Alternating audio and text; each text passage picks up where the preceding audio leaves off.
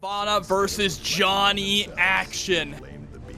Giovanna versus Johnny, a classic matchup we see, right? For Giovanna, it's about pushing in, utilizing her movement, her ability to cancel her dash into buttons to push into Johnny's uncomfortable areas.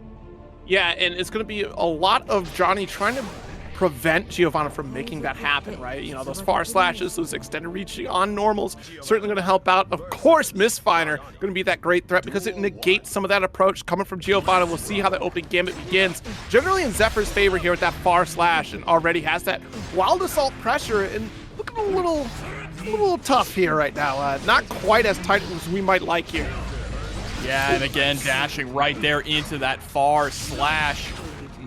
To square one here for Dev. Now you're on the defensive. And the one downside for Giovanna here is not having access to that invincible reversal, right? Meaning that if Johnny can get started, he could just kind of run over her with the guard break. Absolutely. We already had the flip, and because it was dash install, I'm going to get that ground bounce and a DP ground bounce nonetheless. Unfortunately, that heavy, not going to get the full extension for the corner because we've already done a couple bounces. Now this corner pressure, very scary. Nice backing off here. Dev, though, giving up so much pressure opportunity. And Zephyr with a vault into a throw. It's just the start. It goes for the safe jump option. Not able to block. The YRC has to burst to stay alive in the round. Oh, that was a huge whiff. Massive opportunity for Dev, and they capitalize. Very great call out there. And again, it's a little scary in these interactions here. They're not quite as airtight as you might like here, but nice big counter hit low. Little slash here, more stagger pressure. Let's restand. There it is, Misfiner, calling out that approach. Like I said at the top of the set here, those approaches can get sniped out so easily, especially when a card is in play here. Now we got that shatter and hard knockdown. Absolutely, hard knockdown, double dash forward into the close slash. Nice with the 6P. Trying to run that mix-up, but an even better block from Zephyr. I can't believe we just pressed out that heavy, and what a backdash there. Zephyr still invulnerable off the knockdown here, and a 2D snipes the far slash. Are you kidding me, Jobber? Yeah, I want to see more of that 2D. Definitely a button that should work. Gonna try and catch the vault, and it is! Not enough to get the kill, though. Still has plenty of meter to close this out. All right, yeah, and that max range already committed to the air dash. Unfortunately, not gonna be able to press that JH in time to counter against Zephyr's approach. 6P round start is definitely a big risk here, especially against Johnny. You're left lingering for quite some time with the changes to 6P. Oh, backdash is going to get caught there. That's what I like. You want to stick to Johnny like glue. But Dev is running into some issues here and there, keeping the momentum going, keeping the offense going, even though Johnny doesn't really have any reversal options to speak of. Woo! Let's get that forward throw. There's our drill. No guard crush, but does still have those plus frames. That's important. Ooh, far slash connects, and quite the conversion here with 2H to get the side swap. Great call from Dev to get this shatter. Absolutely massive. Now you need to capitalize on this opportunity. Dash up throw, builds up enough for the meter, and that should be game number 1 in Dev's favor. Oh, 4K to finish the job here. You'll notice that Zephyr did make a slight adjustment in that final round, though. Starting to notice the fact that Dev was priming a 6P, ready for that vault coming from Zephyr. Zephyr immediately changes right into Misfiner here to call that out, get those massive counter hit opportunities, or even just far-reaching buttons that will contest against 6P on the whiff punish opportunity here. So Zephyr, again, playing to the strengths of Johnny, really trying to stand at that maximum range to snipe out against Dev and prevent Dev on that forward approach, and yet still, Dev mixing up enough to get the throw. Yeah, absolutely. That strike throw is going to be so potent against the way that Zephyr is playing on defense here. He's trying to press, turns over, nice, catching the frame trap with the wild assault. Not a whole lot of damage, but the corner carry is immense. Again, not quite close enough, calls out the burst. Let's close slash starter. Senga to break the wall, get a nice chunk of damage. Back that Misfiner, cross under, and catches the backdash with far slash. Nice lift off here, just a corner carry. Ooh, the cross up, JK! Whoa, nice backdash away from the super. Zephyr gonna spend that burst. Wants to steal his first round in game 2. Oh, nice, going for the YRC to negate the mix-up. I like that decision a lot. Able to swap sides, but drops the confirm. Picks it up anyway, and that's gonna be a round. Some tricky stuff here. There's a lot of like stray hits that Giovanna can pick up into some great damage conversions. It's just very tricky to make those quick audibles when you already commit to a certain route here. And that DP, it's very height dependent to make sure you get that corner carry. Oh, nice throw. Another draw. The threat of guard crush here.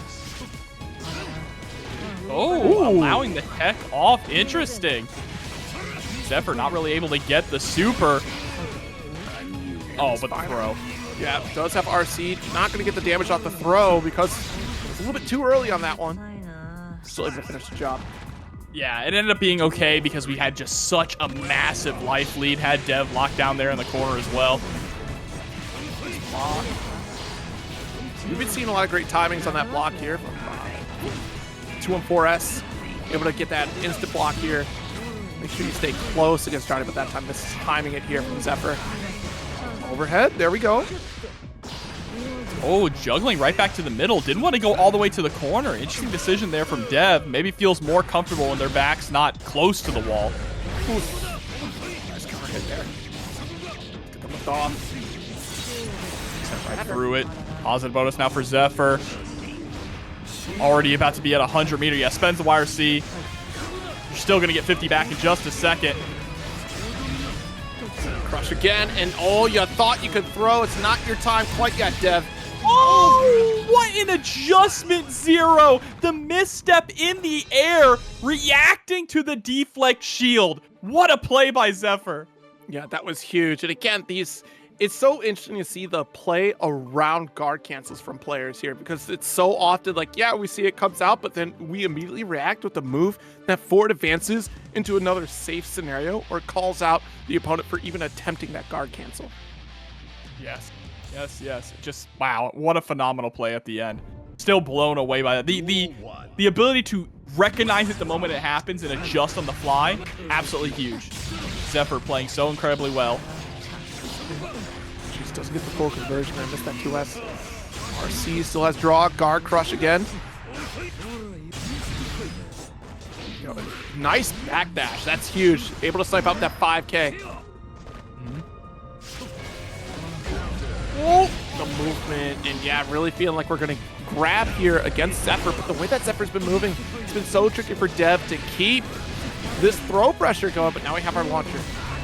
Grounded extension here, 2D is the start. 5K conversion will work out. There it goes.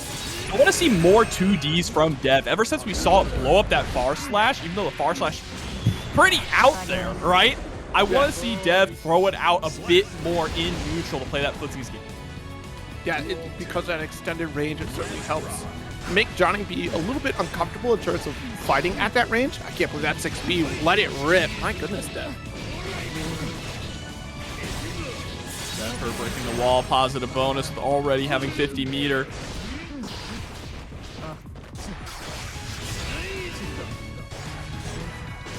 US 5H. Empty flip. Nice throw tech from Dev.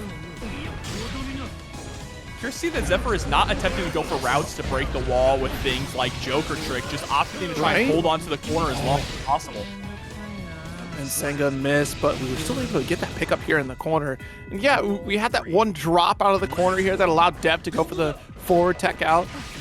Backdash away with punish challenge here. Giovanna slash. Slash stagger here. FD for your life and putting Johnny just outside the range here where it can be effective in terms of offensive pressure.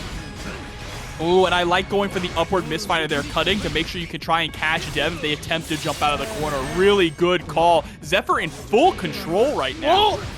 No shot. You allow for that jump in. Oh my goodness. Still got the far slash finish, but yeah.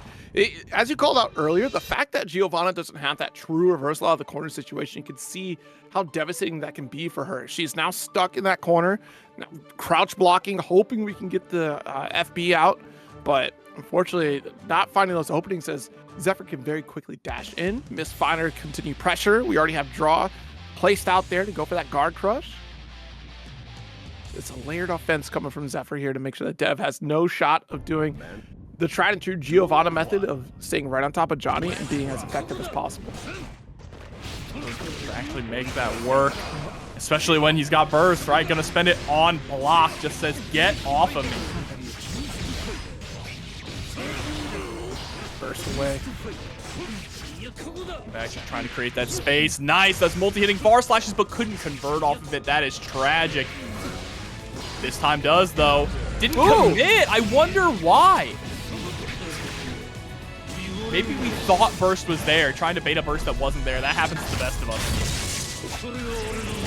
Just that, and so often Dev has been trying to go for the strike throw, and quite honestly, I think we can just kind of leave that off the wayside here because we've gotten punished more often for attempting to throw than how many times we've opened up Zephyr, right? Like, that's a lot of damage we've left on the table, not converting into bigger damage drops. Yeah. 100%. It's just really unfortunate here. And Zephyr is now running away with it and absolutely capitalizing in a bunch of aspects. Nice backdash. 2S is going to connect it to the 5H. We're trying to go for a coast-to-coast route. No, stops it a little short.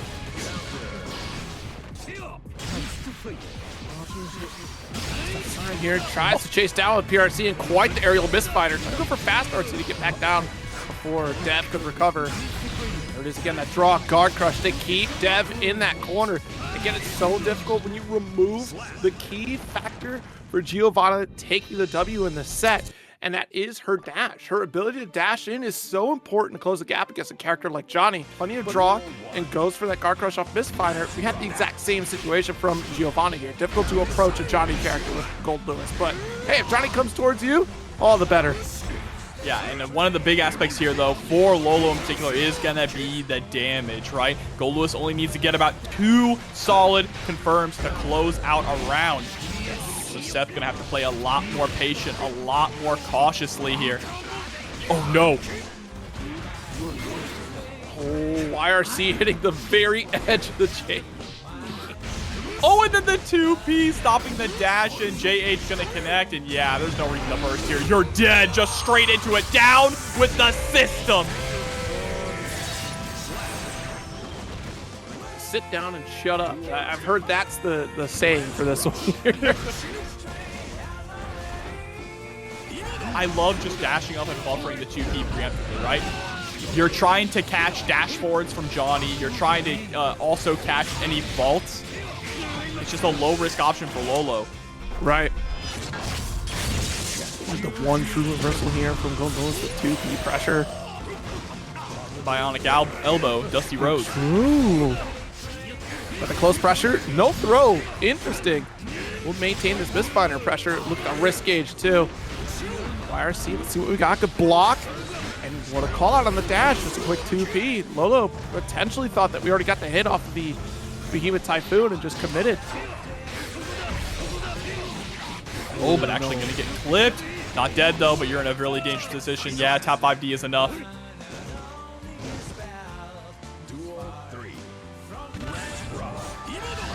Around here, JD. Nice backdash. Oh my goodness. Nothing to follow up what that tap does.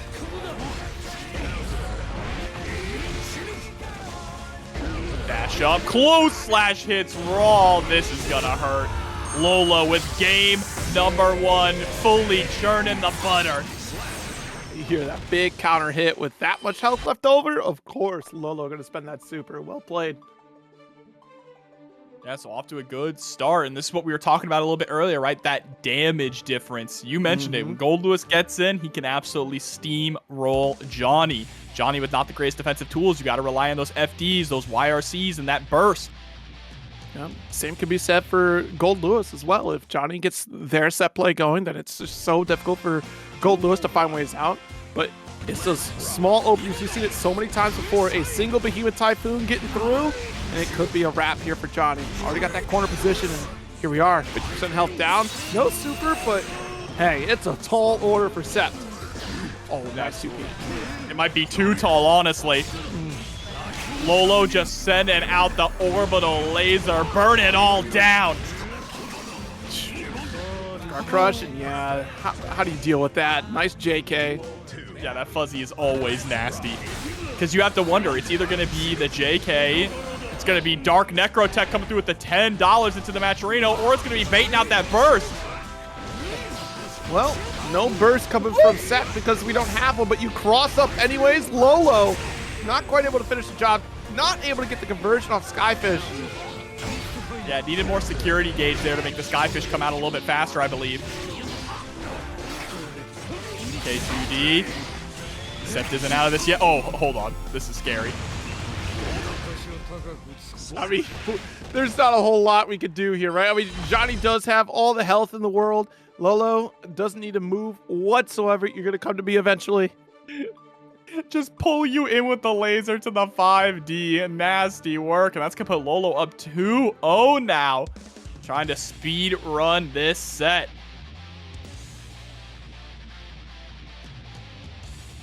It's a free delivery, you know? Talk about that prime shipping. Indy Eric, $46 into the Matcherino. Thank you so much for the support, everyone who has donated so far. Make sure they claim those codes. Certainly greatly appreciate it here. We get to that $300 tier. It's a top 4 payout, so let's make that the goal. Oh, you're dead. To start things off. Oh, no. Yeah, got caught with a raw 268 Behemoth Typhoon. That's a perfect for Lolo, sending it to set point. He's motivated by another $46 in the pot. That's what it was. And clipped by the big overhead. You can see Sept starting to slip away here. There are deer caught in the headlights right now. No, that's a deer about to get blown over by a semi-truck. Like, the deer can't do anything about it, and the semi certainly is not about to squeal on the brakes here. That's going to be Lolo with a perfect round. That's a Midwest joke for those that don't understand. We got to watch out for the deer out here, and they don't stop for nothing. No, they do not. Goldlewis doesn't stop for nothing. Lolo doesn't stop at all and keeps progressing on in the winner's side. Sorry, baby. That's it. Bus was good. Deer, not good. Well, let's see. There's another couple of characters who are just buses themselves, right? Can keep on rolling here. Valore on the Leo up against Asta on the Sin. Burst comes out early there for Asta. Doesn't want to allow Valore to get any of that momentum, but they're going to get it one way or another. That's a real 5K pickup? No. Oh my God. That was sick. Character, man. Yo, Leo is so cool. That 5K pickup like you playing hacky sack back in college? Like, goodness gracious. All right, the RC drift upwards. I wonder if we wanted a fast RC to go for that hop and maybe just mess it up. Seems like that would have been more ideal because that was still a threatening position where Valore could have just ripped a flash kick. Oh, trying to poke with that 6A, but the elk hunt. Ooh, that was a nice little pickup after the elk hunt. Valore going for the burst. Beautiful back throw from Asta. Slash here. Okay. DP comes through. Big counter hit low. Let's go for corner carry. Doesn't quite get the shatter. Man, we are just so active with buttons here on this side of Asta. It does not stop pressing. Hey, it's the preemptive threat. I'm at a safe distance, and I can't let you throw fireballs at me, good sir. Leo out here trying to figure out how to close the gap, and of course the 2D is the drop kick. Get us there, another close slash and back turn. The third one? Trying to poke with that 2S. Into the 2H. Guard crush. Nice throw tech. Oh, not quite going to get the full conversion. A little bit too far at the 5K. Jesus. Turbulence for the extra lift off the side swap. Goodness. It just wake up DP. Asta's been on it. Asta said, you know what? There's nothing to fear. Here's a back throw. Can't be driving through that one. Needs the startup to activate here. Well, Turbulence finish. Asta goes down for that first game of Valore coming out on top. Yeah, really back and forth match as well. Asta was just being so unbelievably active with buttons, but good stuff to Valore, being able to kind of sniff it out, see through the smoke, right? It really is when you're just throwing out buttons like that, it really is just kind of like a fog of war, and Valore is doing a great job of figuring out how to actually navigate through it. Exactly. I think that's the important factor here is that Asta is putting on a wall of offense, but that also leaves you pretty vulnerable, especially to a character like Leo, who can very quickly close gaps. 2K round start after the micro dash. Uh-oh. At the side swap back throw. Parry attempt and ran into Beak Driver.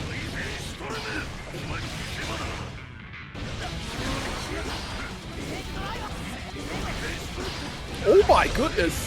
Flash kick will catch you out those extended normals. Just like you said, you put yourself out there. And of course, Valore able to kind of whip punish there. Light was punished for shatter and positive bonus, and Asta trying to return the favor.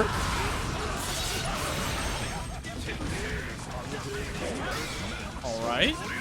Nice backdash avoiding. Wow. Yeah, reacting to the PRC, just throwing out the DP. Really great decision making.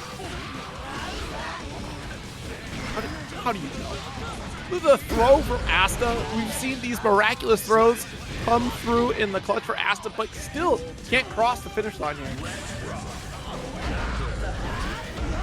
All right. First. Oh, just ran but tried to beak driver through the heavy fireball. It actually ended up working out pretty well. Can't believe it traded your favor. The wall to try to stop you with this heavy fireball did not quite work out. And Valore now caught in a back foot for this round 2. Oh yeah.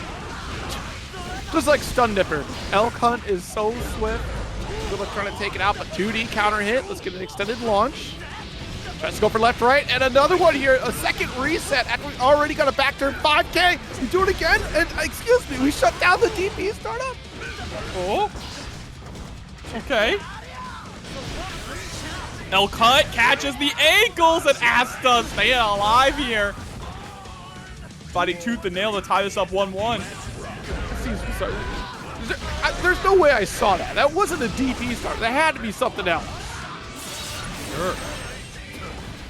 Through the wall, trying to go for that bar slash 2S. Works out again. Arrow here. Valore gonna have to open up some sort of mix. Blocks the reversal. Plus frames, no less. Hey, I've seen enough disrespect coming from Asta. May as well try to send the same message here at a life deficit, and does call out the swift movement coming from Valore with a throw. I like what I'm seeing. I like what I'm seeing from these two. Asta able to tie it up 1-1. Really just shifting, not being as wild with the buttons, right? Being a lot more considerate, picking buttons that they know are going to be able to cut Valore off. I really like that we're seeing a lot of 2S, and even if 2S whiffs, we just immediately throw out Elcon right afterwards. Yeah, it's been very fascinating to try to deal with Asta's pressure and just decision-making, right? Because Valore is trying to play that whiff punish game, trying to keep a safe distance to challenge against Asta, but it's starting to become clear that Asta is refusing to be conditioned throughout the set and wants to kind of keep their offense going, to always leave in the back of your mind, this could be a DP opportunity. This might be an Elk Hunt opportunity. I don't think we're going to see a lot of low blocks coming from Valore in the mid-screen, but definitely a bit more on the 2D and even 2K approach. Jeez. There's the 2S again. Ooh, backdash gets caught this time.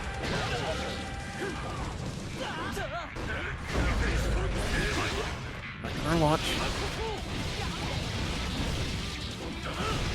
Off the wall.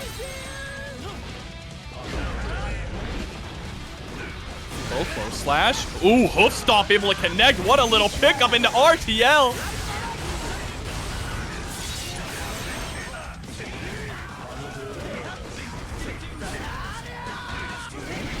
Oh, right on out.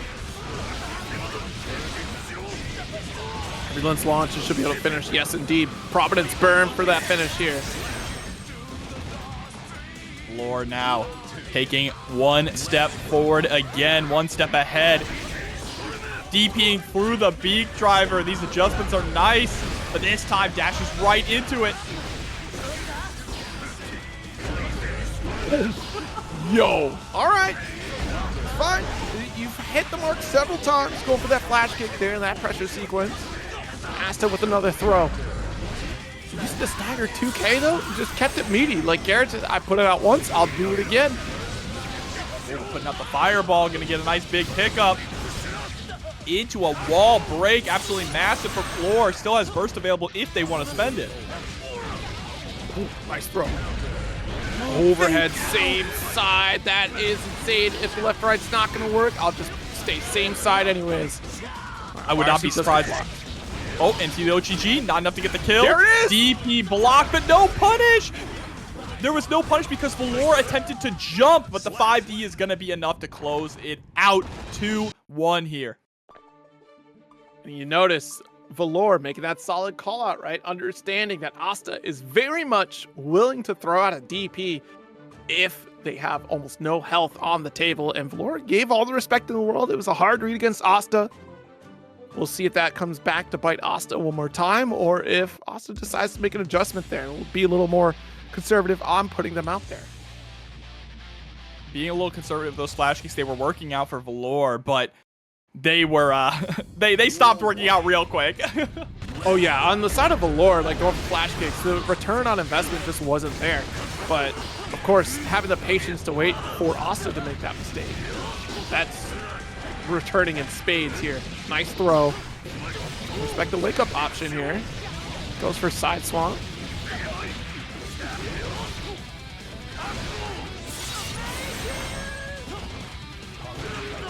Oh, nice whip punish there with the 2S.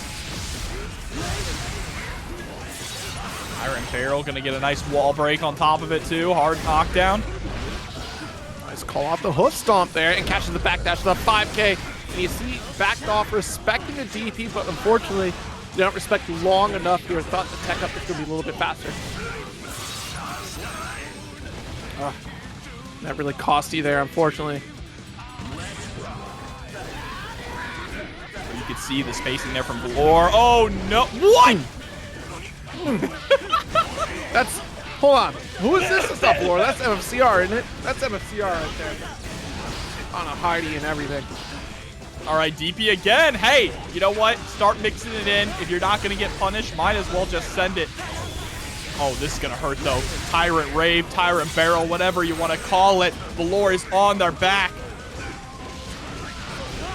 Otlo. 2P. Wake up, 2D. Oh, my goodness. Not even getting a full conversion. The side swap was not quite ready. Did you put the brakes? The 5K? That was sick. Nasty stuff. Yeah, YRC just wants to negate the mix-up.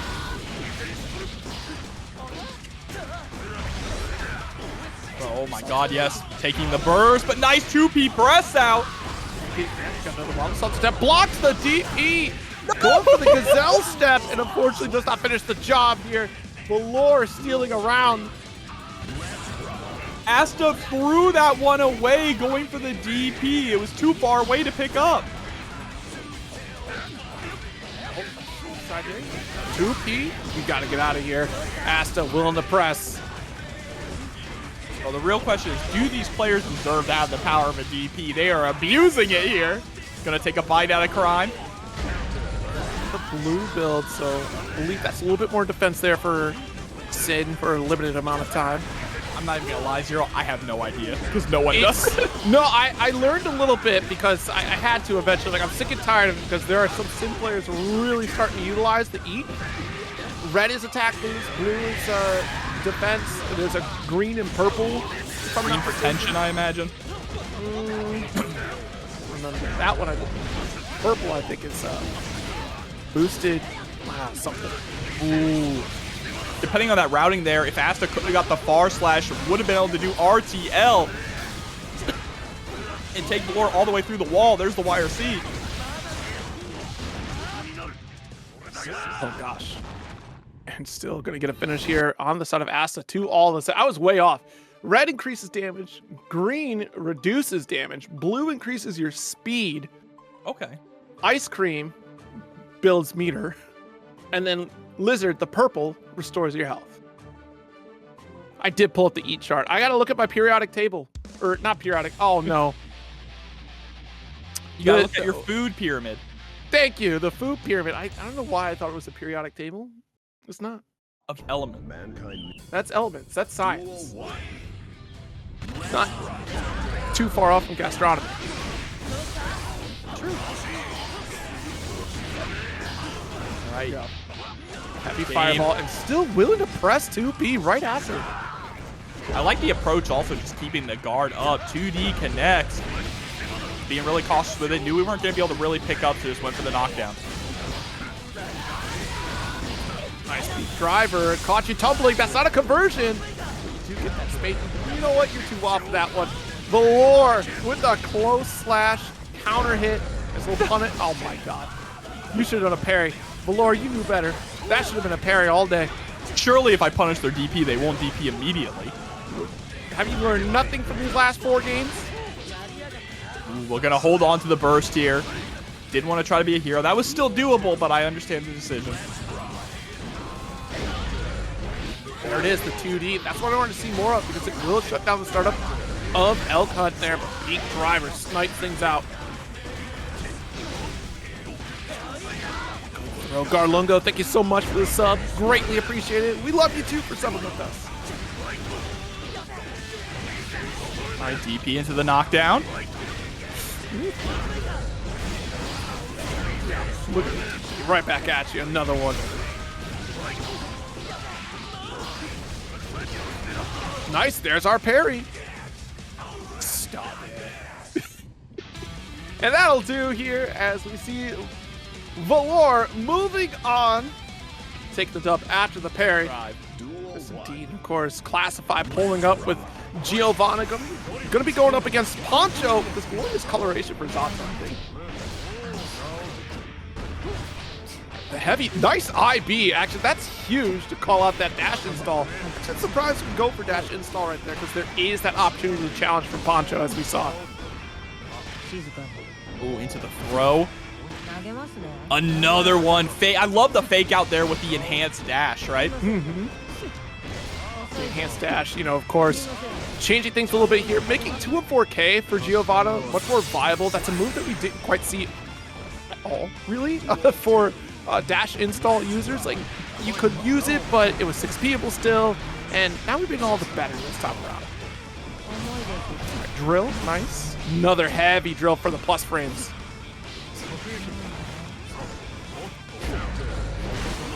Jump back heavy worked out there. A little bit of the counter hit, not able to follow through. Pierce it. Dive kick to challenge. Quite the call out here from Classified. Doesn't want to get stuck in the skies, and that's a smart way to do it. This Eddie gauge to build right back up. We do have a back throw position here. Poncho really trying to build up on this corner pressure with no escape opportunity for Gio. And the oppose is really critical right there because you are stuck with it. Of course, you do have to try to challenge against Poncho's approach, and they knew, so they go for that air throw. Piercer, back away, back in the corner we go. Double jump out, but the leapfrog after the jump bot from Poncho. You thought you could escape, and my goodness, there is none. Oh, but the dash up into the throw. Nice start there for Classified. OTG into plus frames. Piercer's back to back. Applause. Nice jump, but the air throw wasn't ready for it again. Overhead does get blocked. Good call. Yes, massive counter hit. Still able to get our shatter. And you notice the cycling here. That Poncho is just waiting for as long as they can before they send out Eddie in those corner situations to maximize the time. And quite the cross up here. Poncho taking that first game. Yeah, and Poncho, of course, week after week showing how strong their Zato really is here, even in matchups that, you know, aren't that great for Zato, all things considered. Yeah, it's true. Like, this is a matchup that can be very overwhelming for Zato. Giovanna has a lot of tools that can snipe right through Little Eddie, especially off that drill. And the change with dash install drills certainly makes things kind of tricky.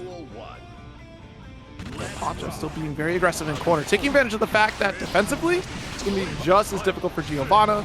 Of course, all this ground pressure coming from Little Eddie removes her greatest strength, her strike throw potential.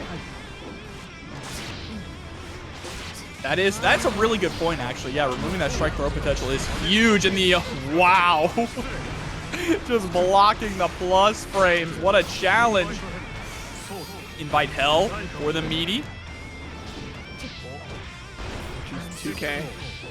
Just push away here. Another 2K. Quick poke coming from Classified. Oh, nice. Quick PRC. Not quite able to get the 5K conversion. It's pretty deep. Ah! Dash install going for the 2 and 4S is not going to get that connection that we're looking for here. Wanted the knee to hit before we got the blast. Okay, into the throw. Already getting this offense started. We followed Poncho flying, but still wasn't able to land an anti-air. Oh, just back throw. Quite the 5K interrupt. We are peppering and able to quickly close that gap. The dash up far slash. Huge conversion here. Hold on to this meter for that defensive boost on the side of Giovanna. Quick drill. What a land into 5P so quick. Poncho up 2-0. Such a shame. Her DP is not actually a DP, chat. Tragedy. I suffer every time I see that. It hurts. Of course, she combos off of it, so I get it. You know, it's fine. I'm not happy about it. It's fine. Duel 1. All right, round start scenario. 3. Yeah, Poncho up 2-0. Faces down with the far slash. Classify. And look at the stop, the immediate pause that Oppose gives to Classify. In a situation, you could theoretically approach on top of the Oppose and just go for that throw situation. Nice! Counter hit. Convert this. Ooh, nice. And again, like you called out that fake out, right? Reset the corner situation here, reset the damage output. Yeah, I mean, fake outs with Giovanna are so incredibly strong. It's that strike throw that you mentioned earlier. Nice little jab on Eddie. Nice. 6H to round it out.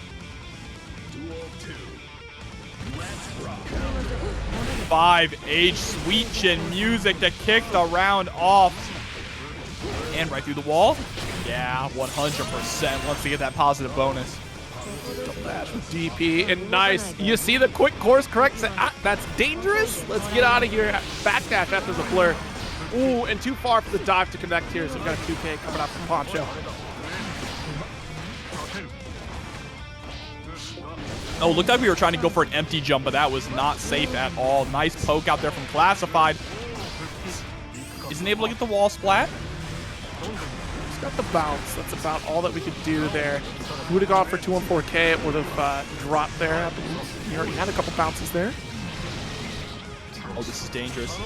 Amorphous. Oh, no, we go for the sword instead of Amorphous here. Figured that Amorphous wouldn't kill, so wanted the Eddie meter back. Very smart decision making. Oh, I thought the overhead connected here, but YRC comes out in the clutch, close slash. And we thought a throw was coming out there. Classified finally putting a point on the board. So down to the wire, too, by the skin of his teeth. Let's see if we can take this momentum and ride it all the way to a Game 5. This is a top 48 qualifying match. Dang, I can't play singles in Pokemon? Oh, man. I don't like to think too hard. Me too. That's Just let me pick by 3 and see what happens.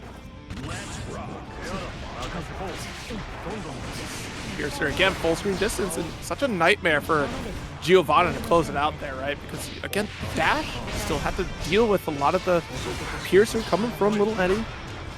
Immediate stop. So now it's still Poncho able to run the set play.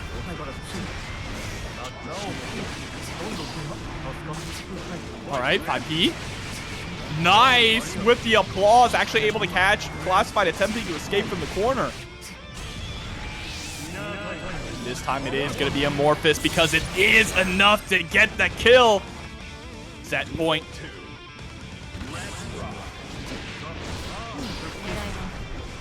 Need to start it off. Big whiff on the far slash, but no punish. Little Eddie's gone. DP, yep. Still gonna be safe. What a 5K call out though. Yep, all right. I was about to say, you don't want to break the wall with just a button. You need the hard knockdown here. You'll get the meter back. This will hurt. Couple dash installs. Wait a minute, we got the Soul Poente just empty? That was just the, woohoo, I did it. Just a little mid taunt.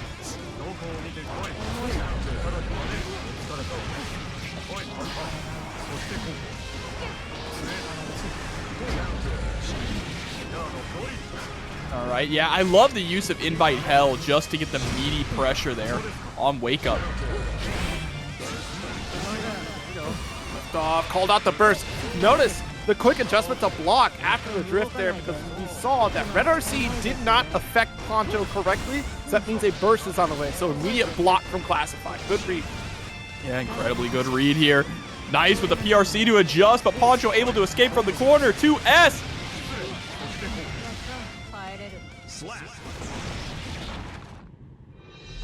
Is a victory here for Poncho.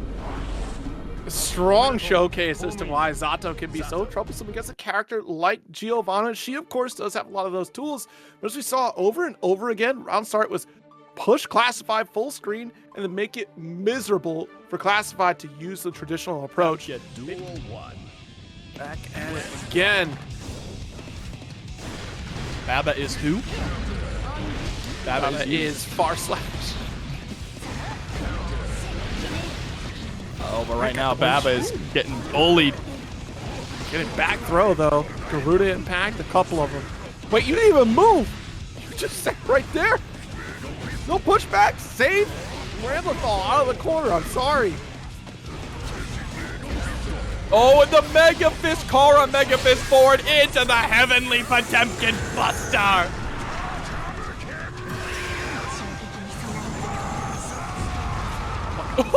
I thought maybe you'd have like a touch. I didn't think you'd die. Lababa James with the alley-oop slam dunk. Windshield wiper for corner position. Interesting. It's not the first time we've seen it from Tenack, but the push. Oh, but this is such a dangerous place for Potemkin to be, right? You got to find room to throw out a slide head just like that.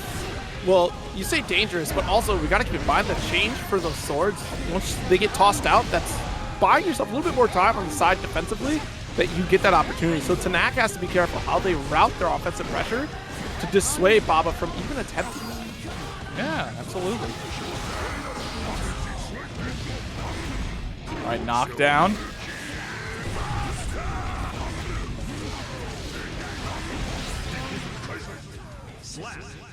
Goodness, already cleaned up here. And Baba, of course, pushed back into that corner with no shot of coming out. If this were the previous version of Ramlethal, I would have to say, yeah, that is troublesome for Potemkin. What are they going to do? But now we have Armored Pop Buster, Slide Head to help you out. We do have Hammerfall to push away. And like you mentioned, the swords, once 3M tosses both swords, she can't just keep constantly looping that pressure like beforehand. Exactly. Yep. So you have that extended time. Of course, you can cycle back into sword pressure, but odds are, in the case of Baba, if you are just holding down back long enough, not getting opened up high, you're going to be okay. Especially since it's Potemkin. One touch off a Pop Buster can equalize all that chip damage you took, or even a couple strikes you took prior to getting in that corner. Oh my god. Yep, didn't mash out a stagger fast enough, or mashed out wrong, I should say. The jump out of the Potemkin Buster attempt, but nice with the whiff punish. Huge for the knockdown. Jeez, JH.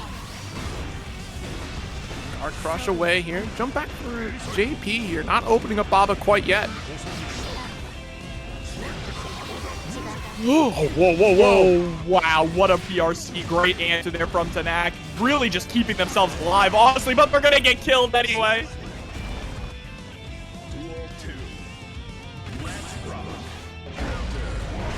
Wait a minute, just drop the hammer. Hammerfall break. Pop Buster already in the corner, and it's looking dire here for Tenack. Oh, nice burst. Avoiding getting hit by that 2H. McDude Star coming through with the 11 months. Welcome back.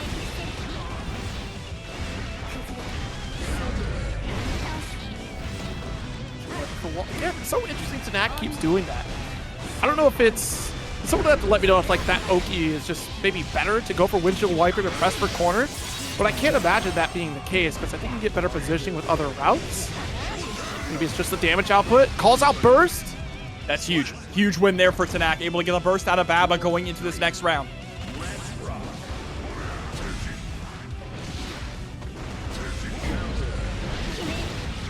opportunity. Again, I like that we're just going for the knockdown there, right? So you can try and establish a little bit more pressure. 5K pick up here. Yeah, send it for Shatter. One sword more to Bato, but still going to cycle back for another sword, so it's fine to spend that there.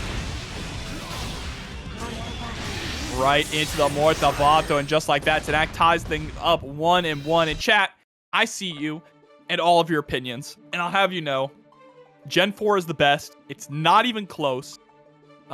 Platinum, Soul Silver, and Heart Gold are easily the best Pokemon games ever made, and it does not come close. Platinum is definitely, like, come on, Gen 4 is... You made me replay my favorite Pokemon game? Are you kidding me? After Gen 4, it doesn't matter. You have God as a Pokemon, so you're done. That's it. I don't care about the rest of the gens. You've already hit the peak. All right. Jumping into it now. Nice launch here. Like a serious and immediate burst. Splash. Does get that counter hit.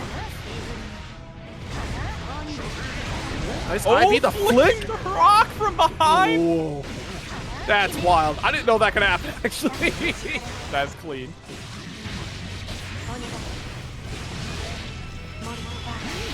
This here. Yeah, just to refund another sword.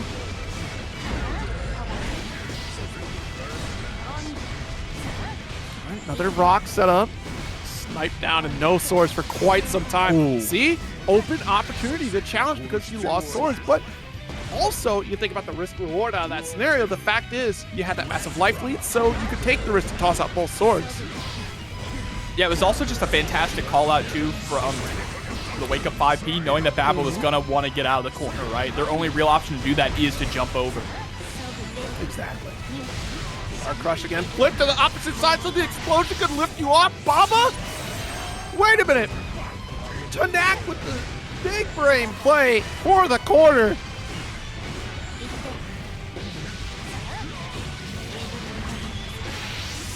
Go. Woo! Perfect. Right, I like these intense matches here. Back and forth between both these players. Great adjustments from Tenack. Really cutting off Baba and staying at that nice distance, right? You want to stay at a healthy distance where you don't have to worry too much about the armor. Absolutely.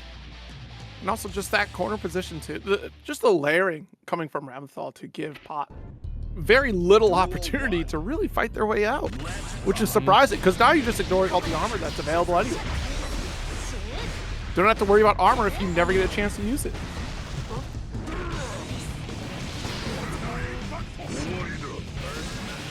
Nice. Got our dunk here.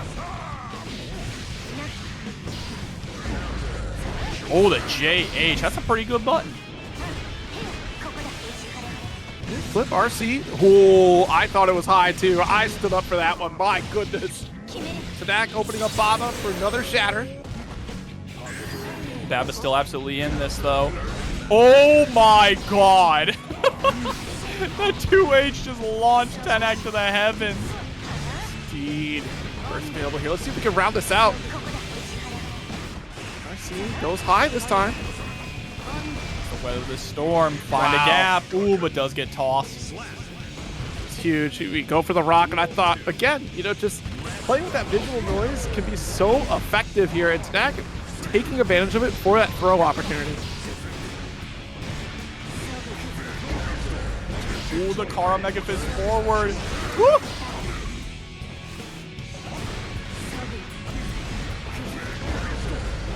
Again, I love the way that Baba is using the Mega Fist to get ahead of the rock. Just the reaction is incredible. I mean, first it was Flick. We're showing so many ways to try to close this gap thanks to all these changes for Potemkin here. I mean, of course, Hammerfall having the armor is a great help, but now we got to think about it with the Pop Buster as well. Yeah, but now we got to be really careful. Tenack with the 50-meter here means that any hit could lead to death, just like that. It's the tale as old as time. Ramlethal 50-meter, of course it's Windshield Viper. Of course, every time. Doesn't change. Yeah, I mean, get the pop-up. 800 means we're $200 away from 1,000, which then means follow me along, Jobber. I know math is difficult. $1,000 means a top 8 payout. Top Let's 8 see that payout. Well, let's see which one of these players is going to get to top 48. We got Testament up against Zato 1, both rocking the TNS colors. 5D connects. Fubuki just kind of running away with this at the moment. Woo! Jump back here. Fade away. Perfect. Fubuki. That was cold.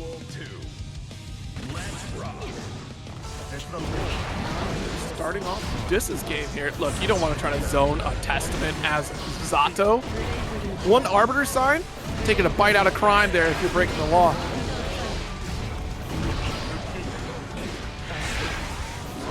Slide here, nice. Hit low Arbiter, just like I said. Tried to summon Eddie and still got called out for it. Reaper finish the job with a super.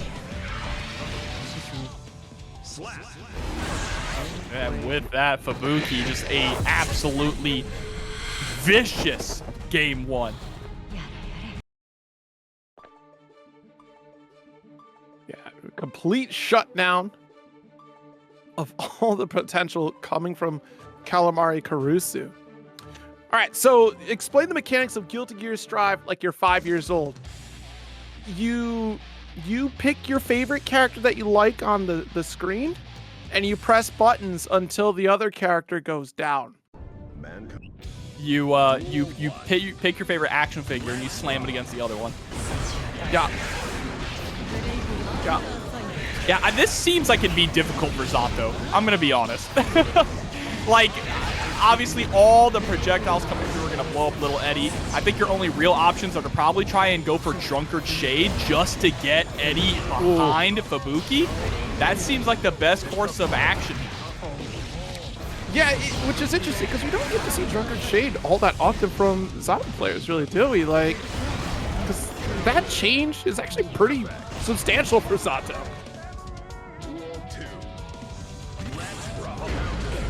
There we go. Already got the low Wild Assault corner carry. This is a bad time for Calamari. This is a very bad time for Calamari. 50% life lead. Already got the teleport. Even if you do Drunkard Shade, I'm just thinking that if teleport is there, Fubuki could just teleport away from little Eddie. Yeah, perfect. Again, oh no. Calamari! Yeah, this seems like a horrific matchup. I'm not going to even lie. And you're going up against Fubuki. This is, yeah, like I said at the round start, you try to zone, like, Zato trying to zone Testament, it's just a nightmare. You have way too many tools to work against. Eddie's got to, slink his way over there. It's like, I got to go over there real quick. Hold on. And he's just moving like a slug. Duel 1. Eddie, help me! Zato's just getting mauled by Arbiter. Bro, there's like nothing he can do. It's crazy. There's the burst. The JPs to lock Calamari down. 5D connects. That's another round set point for Fubuki. Oh no, another perfect. Duel 2. Let's rock. This is not a reflection upon Calamari's play. This is a reflection upon the ability of Fubuki and Testament's toolkit against Zato. All assault, just missed the conversion there. You block for your dear life. Yeah, what escape is there? You don't have tension to help out right now. You could have D. You get the side swap at YRC. Trying to create a little space. There's the 2S. Able to catch the backdash with the close slash as well. Send out the sword. So for this matchup, there's a couple tools. Jobber mentioned Drunkard Shade is an option to try to avoid some of the zoning and being able to warp to a different position. But of course, Oppose is another option. The same problems apply though, because Arbiter Sign doesn't care about your Oppose. The Stain Teleport also doesn't care about your Oppose. And the pace at which Testament can fill the screen with projectiles makes it very difficult for those challenges. You could go for Invite Hell, but that's very specific spacing. You could commit to going Uxie Mispirit. All right. But let's see who's got more Winty. spirit here, Zero. Winty Guitar or DomiWurld in our first top 48 match. Chat, what Pokemon do you think that that Sin would pick as his starter? Any gen? Let's hear it. Ride the lightning right through the wall. Toy Coco. The fire gator, 100%. All right, nice. Got the tether. Drift. Buys up a little bit of time here. 5P interrupt. Winty in a little bit of trouble.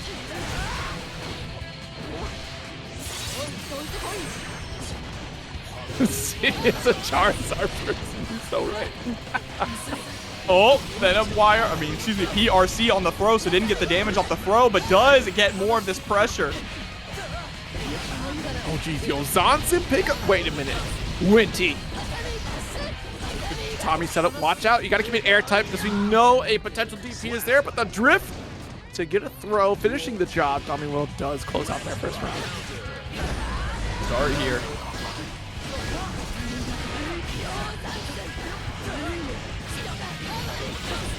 Oh, Already pull it right back. Done. yeah, just DPing right on out of the pressure. Winty Guitar doing a really good job, though, just maintaining offense.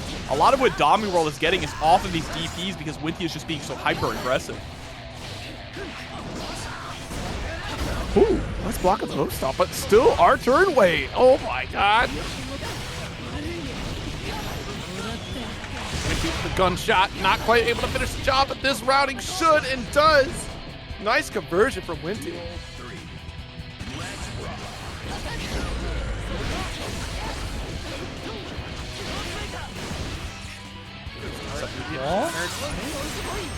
Yeah, no meter to get a knockdown, though, so Winty is right back to neutral with the 2H going right under.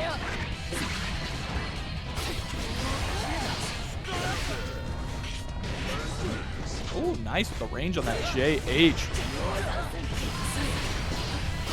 Check out his pull up. Thank you, Norms. Respect her. Thank you so much. I'm not putting that out there in the ether, but I respect what you wrote. Oh, but the 5K pickup, nice. Not able to get all the way to the wall, though, unfortunate, but the Yozansen is going to be enough to close out game number 1. Very scary start there for Winty Guitar and still able to clutch out that victory. Yeah, Yozansen putting in a ton of work here for Baiken, of course. Yeah, Yozansen, one of her strongest, scariest tools.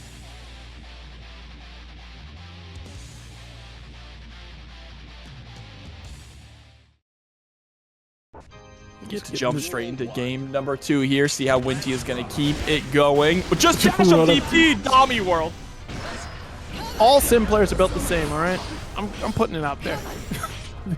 You all don't respect anybody. Dang! Nice 6-speed. Call out here. Close slash. Dash cancel, though. Look at the conversion opportunity.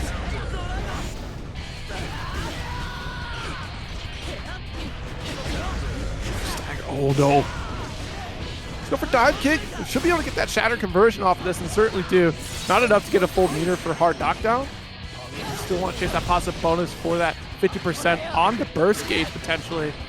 But took out that 5K to get with punish here by Winty off of Kabari. It's a fortunate scenario. Tatami with a close slash and Winty will seize victory here. It gave Winty a chance.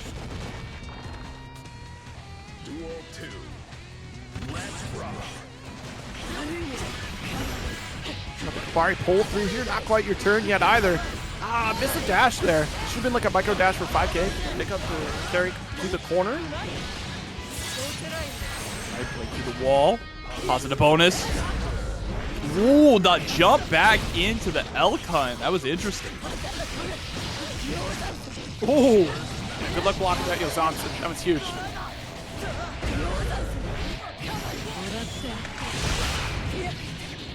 I love these gunshot conversions here. That's so sick. Off the wall, another close slash pickup.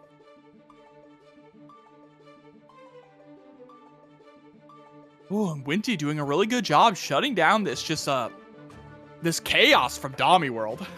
Oh yeah. I think much better than we saw earlier, right? From previous matchup here. You know, once we started going full swing to the fences here off of DPs, you get a little bit of a change since Baiken doesn't quite have a DP. I thought you could try going for parry off block string, but not quite getting those opportunities to do that, and not quite necessary either.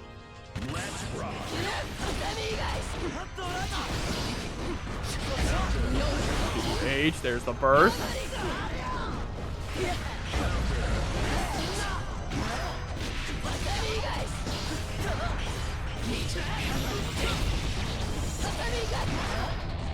Tech.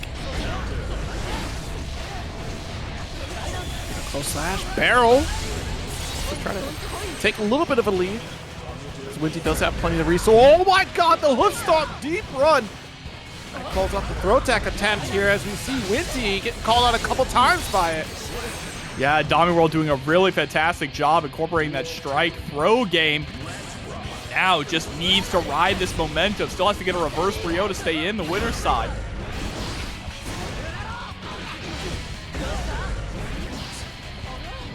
Oh, big whiff on the throw, but no punish. Winty already committed to the JS. Great 2P to catch the dash through. Stop.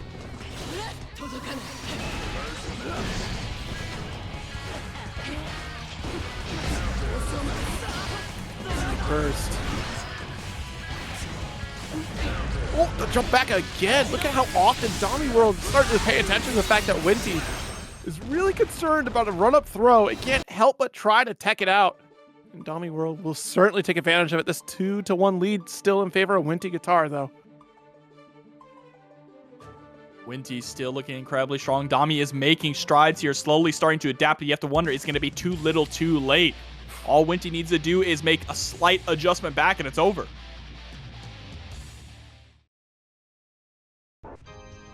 Duel 1. Let's rock. Bar slash is to start to stop the approach, but once you commit to Kabari, you already have the IAD to approach. And nice. To low profile through the second Kabari there. And with the IB, again! Yep, the IAD back.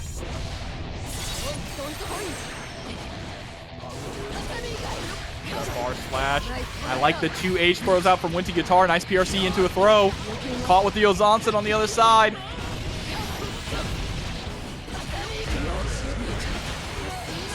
Oh, that burst is huge for Domi, but what a parry into the 2D. Blue beat combo. It was a big call out there too. Remember, Winty has been so consistently being called out by the tech attempts here. We go for that hook stop from DomiWurld. Inside the block this time around here. Winty maybe not quite conditioned yet at this point. Oh, but got caught trying to escape. Toss in the corner. Ooh. Every time. It's the same scenario. Every corner interaction, you go for the jump, fade away shot. The Guitar tries to go for a wake-up option, either throw or parry. On a nice 2P press, getting out of the pressure. Again, trying to go for it. Winty is falling for it every time. Every time. Just need to ignore the dust button. Do not go for any throws. Pull it out of the controller right now. Just take that out.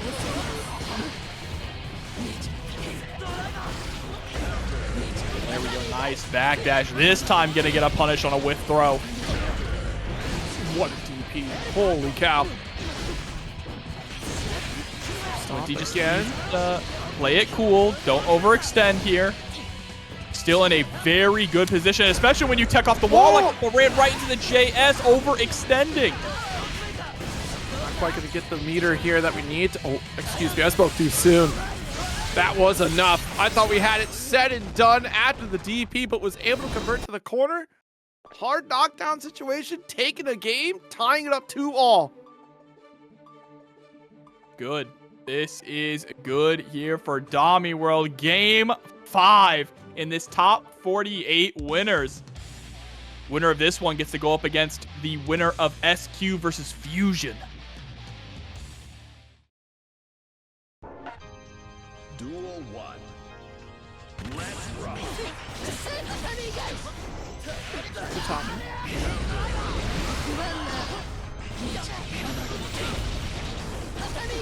Another tatami setup here with the 2D.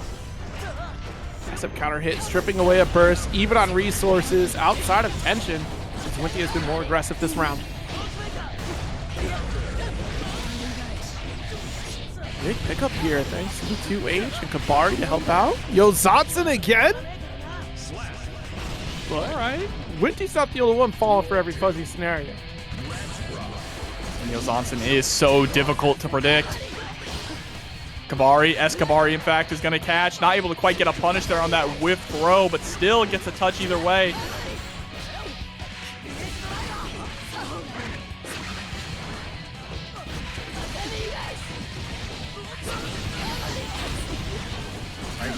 In.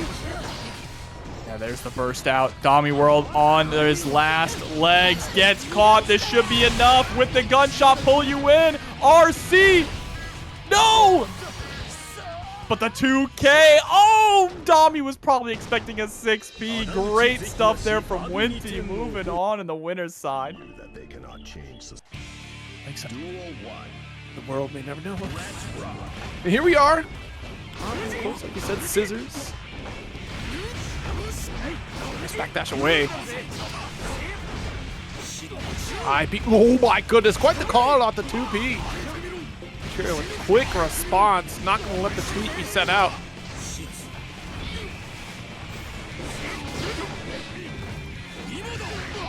Okay, and yep, nice little hop with the Behemoth Typhoon and missed the close slash. Will still catch low against Scissors. A couple Behemoths to finish the job.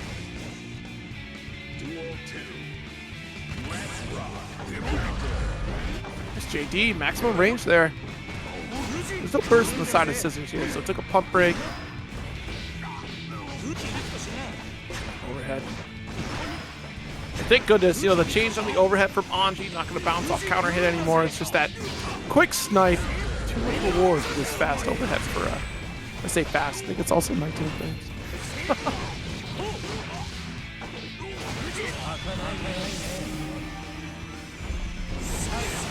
For the super, we'll finish the job here. Round apiece on both sides. Duel 3. Got that low, another low again to open up against Cheryo. Not going to go for butterfly setup here. Look at the hard knockdown off super. A strong round 3 start for Scissors. Cheryo so close to getting a burst to survive just for a moment here in this final round of game 1. There we go, burst away. No call out from Scissors. What a throw against the Fuzion. There we go. Burst away. YRC didn't want to deal with any incoming mix-up, but that was definitely not an intended 2H. Absolutely wanted a Behemoth Typhoon there, and Cheryo is going to end up losing the first game. Well, Cheryo had a strong case of that game 1, and then just kind of went south there as game 2 got a little more tight on the side of Scissors. Didn't opt for more of the butterfly setups, really. We did catch quite a few overheads in that game 2, or round 2 rather, excuse me, from Scissors there. And again, we're not quite getting the reward that we used to. It still adds up in damage. And you're testing those reactions. Cheryo kind of had a delayed reaction to the butterfly setup. So going a little bit faster with overheads might be that call until we start to see those reactions come out there more frequently from Cheryo.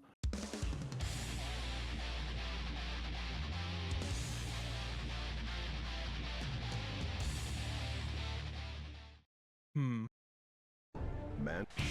See, going to this next one, how Cheryo is going to respond. I always felt like this matchup was a little bit on the difficult side, sometimes for Goldlewis, depending on how effective the Anji player is. Yeah, you know, again, it's another strike throw character scenario of just how airtight is the pressure coming from Anji. Smothers the backdash. Goodness gracious.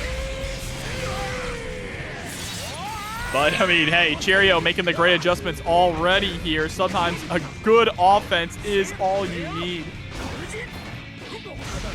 Nice patience here from Cheryo. And quite a Hail Mary come from Scissors with no help to back up that super. Let's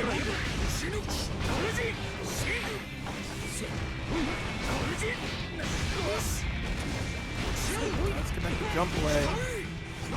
Guard Crush to continue that pressure and get a couple backdashes, but you've lost ground to escape. Scissors going to danger. There's your burst. Yeah, that was a very smart burst. You did not want to be bounced off the wall there with the Behemoth Typhoon, but you're not out of the danger zone yet. Cheryo connected with the overhead, all the cancels. You might just be a goner. Down with the system. Doesn't even need it. No, not at all. This goes with Behemoth Shatter. Cheryo, quick answer back for a game of their own.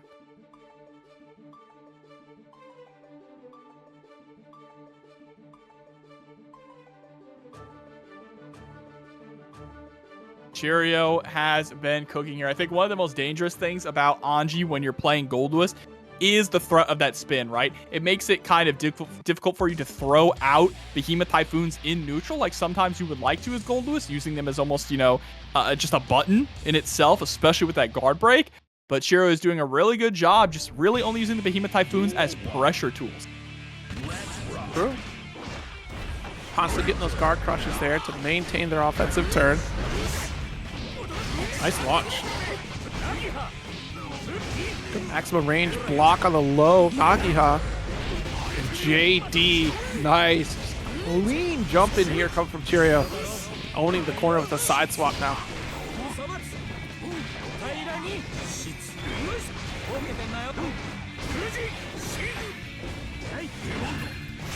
Oh, yeah, there's the spin through the JD.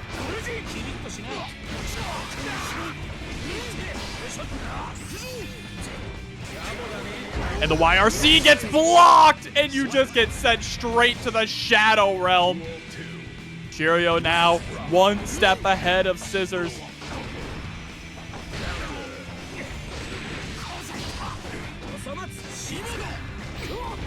JD, 2K2D.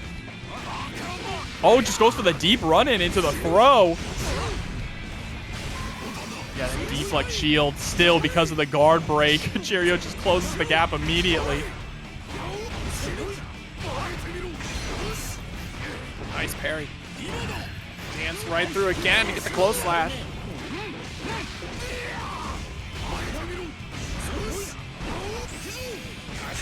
BRC blocks the YRC again. Good God. Cheryo just deciding to lock in with a mauling right now to Scissors. The first game just being very informational, right? Just, all right, I know the strike throw pressure you're trying to go for. You're trying to set up these overhead scenarios here, and Cheryo's slowly woken up throughout these interactions here. Not quite falling asleep at the wheel for some of these setups that Scissors has put out here, especially with the butterfly setups, but Cheryo being much more active on defense, I think, has been very critical throughout the rest of the set so far. Yeah, you're 100% correct on that. Active defense leads to a strong offense.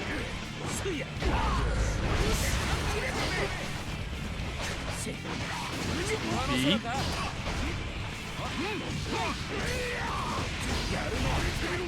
Oh my God. Oh, if you weren't Anji, you might have been dead there. 268 Behemoth as a starter is just absolutely devastating.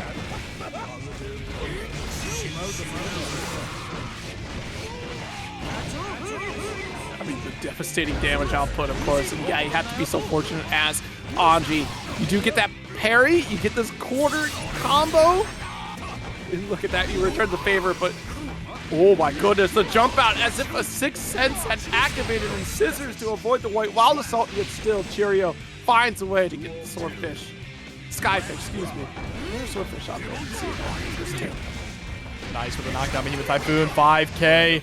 Gets the burst out of Scissors real early on, and now Cheryo smells the blood in the water. 6P. What a beautiful anti-air, and I'd love to change right there for Fuzion. Keep pushing. Even better pickup after that anti-air, putting Cheryo right there, locked into the corner, jailed. Gonna have to see a jailbreak here. Jump out into deflect shield. I do not know if that was intentional from Cheryo. That had absolutely had to be a misinput. Maybe trying to go for some kind of JD. Maybe wanted to jump over into Wild Assault. Somehow got deflect shield. Devastating there. We'll be trying to make the most of it here. Of course, we already got that refund Oh, grabbing his throw. That makes a lot of sense.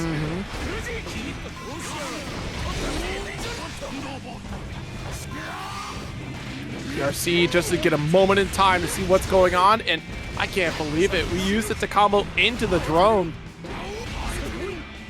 Now, Scissors with no meter, no burst at the mercy of Cheryo. OTG moving on. Cheryo 3-1. She's an antagonist then. Nah, she's gonna team it up with Sid. But here we go, jumping straight into it. Walter sticking it out with the Millia. You were talking about, the difficulties of this matchup possibly for Millia, but Millia is very good in the skies, the queen of the skies, meaning that she can find some really nice angles to try and get in on Testament. Yeah, exactly. Like trying to find that spacing here. You do have the speed on your side, but you see hair car? Wait a minute. That's a gutsy move there from Walter. So we try to navigate right back down to the sky. See, every time we jump in, it's all the more difficult to try to come right back down. That was a nice just stop dash block here from Walter, but it's just been getting whittled down with all of these straight hits. Fubuki, who's normally so grounded, has made quite the adjustment just to deal with Millia, right? Going airborne so much more often. Yeah, a lot of these air-to-airs to really try to remove that possibility from Walter here. Just jump back, avoids Capel.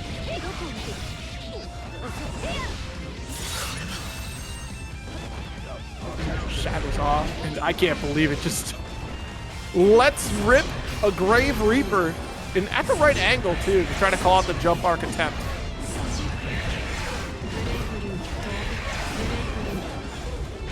Now you see Walter slowly but surely. It's a cat and mouse game. Normally, the cat is Millia, but now definitely taking the role of the mouse. See, Capel is avoided, does get 6P, and look, this full screen position.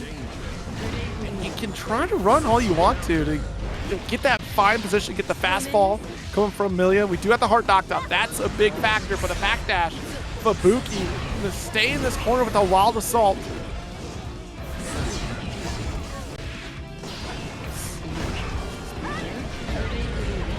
Just skirting the edge of danger here, but it's all right. Honestly, you take that negative penalty if it means you're going to seize victory here. Until you just got that meter for the super. Had we not gotten the wall splat, you would have had one more interaction for Fubuki to stay alive in this round, but because of it, we got the super to finish the job against Fubuki. All right, dash forward, nice challenge with the 2P. Fubuki reeling on in, fully charged Grave Reaper. Fubuki's just on-screen placement, positioning, I should say, is so immaculate with this character. My goodness, the Grave Reaper sniping the heavens above. There's your burst.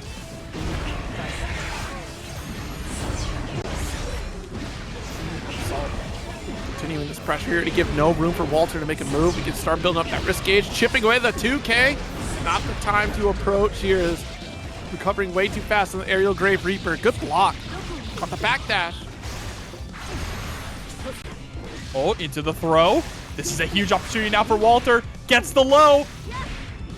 Oh no, we're right back to neutral. That's terrible. Oh, tried to 6P. That was a smart 6P to avoid the hurt box coming from the Grave Reaper. Unfortunately, that left you in a vulnerable position. So a teleport from Fubuki is the challenge to get the punish. That teleport was absurd. Yeah, quick thinking here from Fubuki. And as he said, being able to navigate the screen space is gotta be frustrating for Walter as they try to lock down Fubuki, who is giving you no time grounded, who is ignoring the negative penalty. And I don't blame you. That's something that I think more players could adapt to if they're going to play that zoning style. It's okay to lose out on meter if you're controlling the space. It's also, that double-edged sword. Like, yeah, I lost on a meter, which means I lose resources to defend. And most of those zoning characters don't have that option. You see Fubuki currently paying the price after a burst away. I'll have to play that distance game a little bit here. Nice chase. Walter might be adjusting here. Oh, but into the back throw. Fubuki keeping Walter locked down. Still has availability for burst.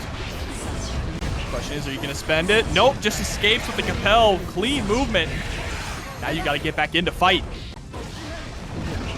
2D. Jeez, what a 6P. Still has to block. That's a full punish, though. Not a great conversion for corner or better positioning. We had a 100-meter on the table.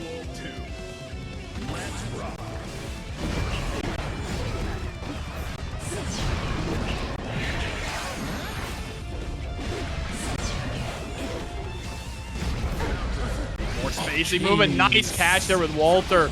Walter recognizing the teleport immediately, just throwing out a far slash.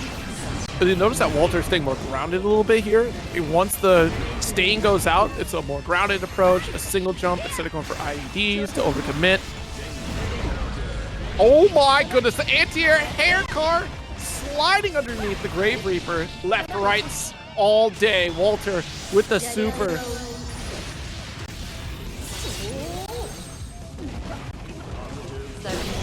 Oh, trying to go for the reversal. The JH cross up is going to connect. Walter tying it up.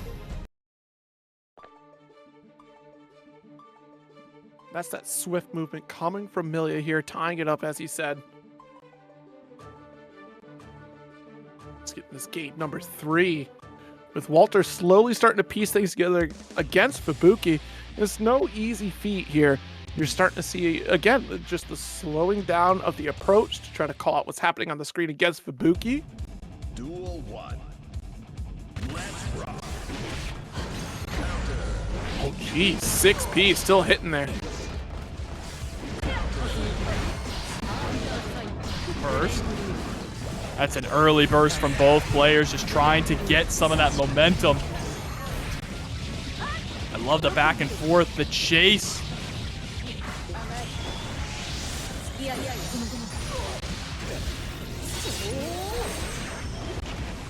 Way here, 50% lead. YRC to steal your turn back. A lot of resources spent, and you can spend it because of the positive bonus there, so that's a fine expenditure here from Walter just to save yourself on a little bit of chip, a little bit of risk. Nice setting up. The tandem top with the wall bounce. Whoa, what a conversion!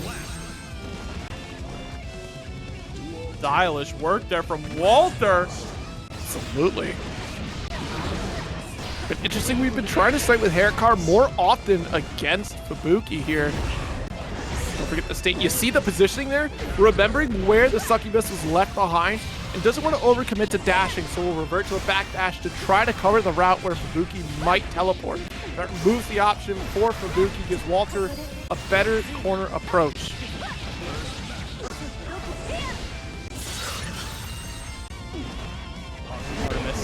Break the wall once again. R/5H, there's the burst. Man, Walter is really starting to lock in on Fubuki now. Cutting off these avenues of escape that we were seeing before, like you mentioned, Zero. Yeah, so, paying attention to the geometry war that's going on against Fubuki is certainly helping out as we start to slow things down.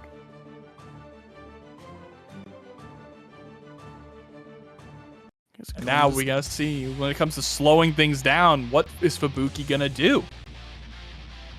Are we gonna try to play more of a, traditional zoning game? Are we gonna try and rush in and just brawl with Millia? What's the answer here?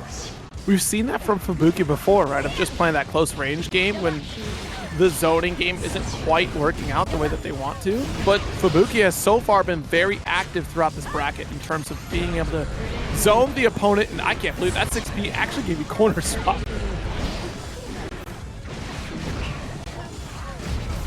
Heavy here, another teleport, and again, Walter leaving that jump option to be able to chase down the teleports coming from Fubuki. Into the wall, yeah. Walter is making every single hit count as well. Whoa. Oh no, got called out by the aerial Grave Reaper. He tried to avoid it, but that angle was just very tight.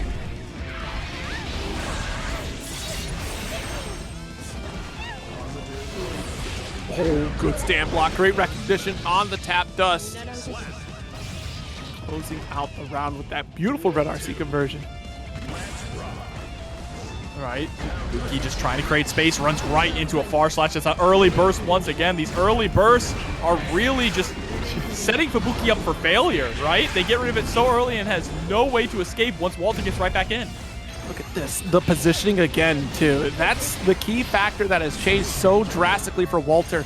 Walter is staying generally grounded, like I said, but also, again, you gotta pay attention to where these succubi are going, because Walter is just a hair's breadth away from a far slash challenge on it. Waiting for a moment to see what Fubuki's decision will be once it's out there. That's a safe jump. That's a full punish. 100 meter on the table. Super. Walter advances at the top 8 winner side. In Fusion.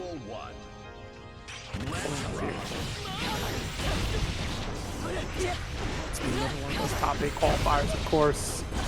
With the guitar advancing over DomiWurld, as we saw earlier, so not too far off from a Sin rematch. Oh, there's the burst, unfortunate. 5P, break the wall.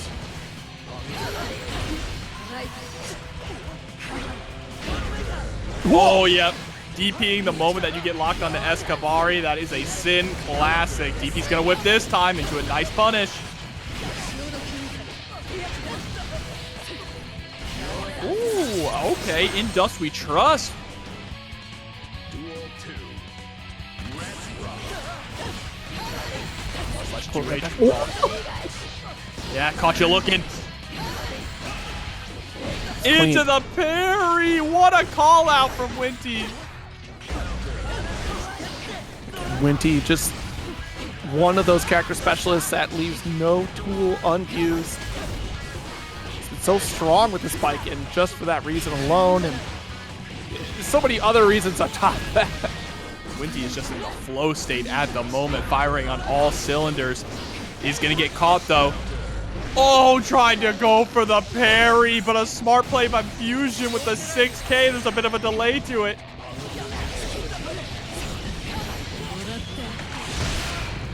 Oh, jeez. Gunshot finished the job. Winty, first game up. Pulling out that blunderbuss. Where's my Bloodborne remastered?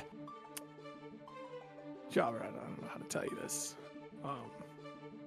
Don't say anything, or I'll bring up Nicholas. Why you gotta do that to me, bro? Straight into the next round. Winty up 1 here. Oh, with a great you know call what? out at the end. Actually, at least they keep giving me good stuff, okay? Oh, they keep giving me good stuff.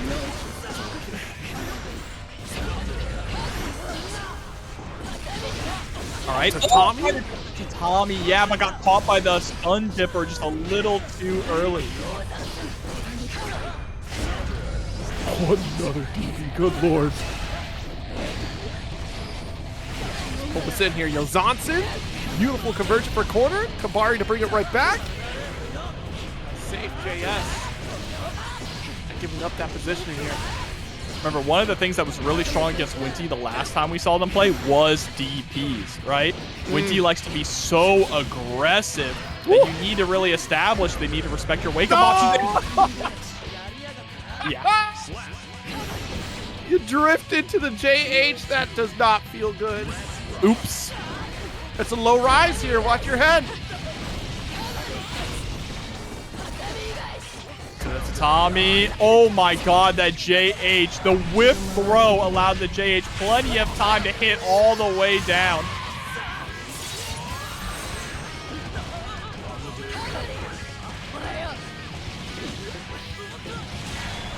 Get straight into the super. Back to back. Winty 2-0 lead right now. A perfect to send the message. Back into the lobby we go. Fuzion might need to wake up here. We'll have to. I mean, you are winner side, so you get another attempt. Man, oh man, Winty guitar is just on another level tonight. Back-to-back Sins, though, so you're pretty warmed up from your previous set. Understanding the matchup here, but you get a different flair of Sin in this play. Not quite as aggressive, like you said, on those DP calls. You not having to be as tight on your offensive pressure here because those opportunities aren't quite presenting themselves.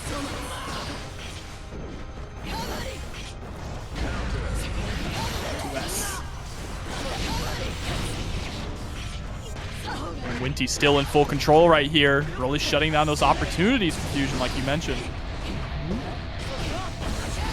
Low. Oh, jeez. And still that forward advancing here. Oh, what a close slash. Able to call out the hoof stomp.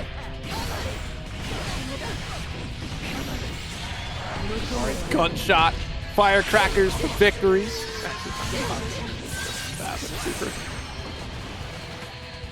I just was hoping for an explosive finish.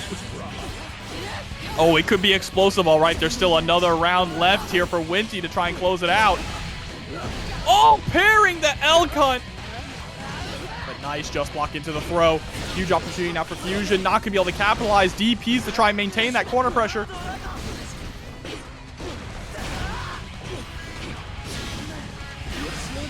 Crush, RC, or RC in general. Yo, Johnson side swap though. Still tethered up. Tried to call out the burst immediately because you know that's a fine call. Fuzion would have burst there because that would have been optimal corner position, so it's a fair bet for Winty to attempt it. Oh, goodness. Got the low, tried to throw. Wait a minute, we fell for this one previously. Taking notes from the DomiWurld set. Ooh, okay, and there we go. Finally getting not a round. Yeah, getting around on the board, but not a game here for Fuzion.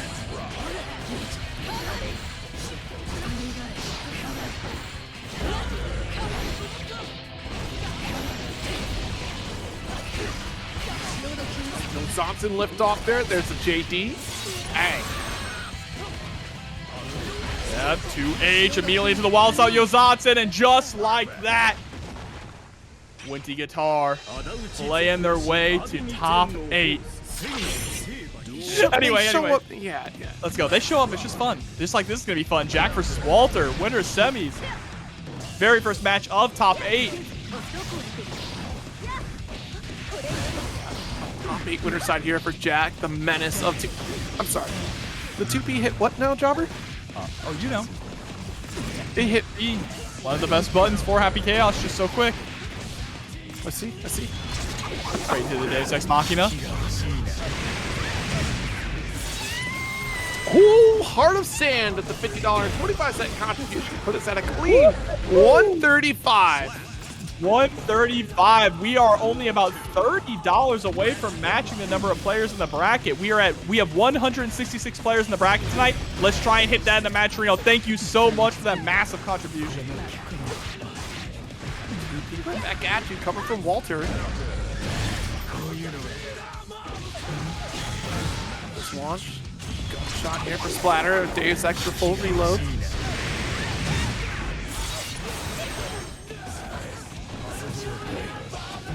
Oh, hello? Yeah. Yo. Jack? All right, you need to play other video games. That's enough. Get out of here, Jack. You're done. My goodness, that was the deepest J2K. That was insane.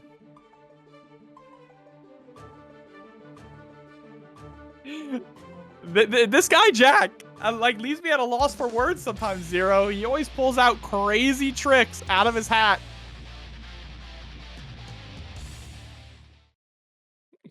Jack is just always trying out new stuff at TNS, which is always fun to watch, right? Like, that's the level of play that Jack has been at this point. It's just, let me see if I can really get this set play to work, or if I can get this mix potential to work, try something new each week, and somehow it just comes out clean. And it's a good testing ground. It honestly is a very good testing ground. See how it works. You can bring it to the majors.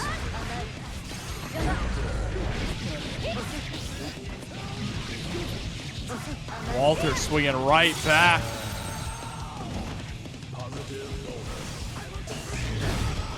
Takes the steady aim here, and nice backdash away. Uh-oh. Is it the fake out? It was the fake out. Chat, I'm telling you, this is a great way to fake. It's a mental game. It's like the look. You know who I'm talking about, Jobber.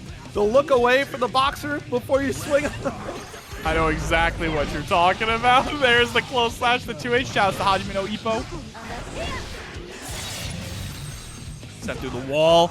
No hard knockdown, though. But trying to dash up with the 2P, I like that a lot. Just trying to throw out a low-risk option really quick to just get a straight hit on Jack. And close to the corner. You got the two commentators that will talk about Evo. Come on now. ID, J2K. The IBFD. Nice challenge, though, on that sucker punch attempt. And now Walter just trying to escape. Gets the JH.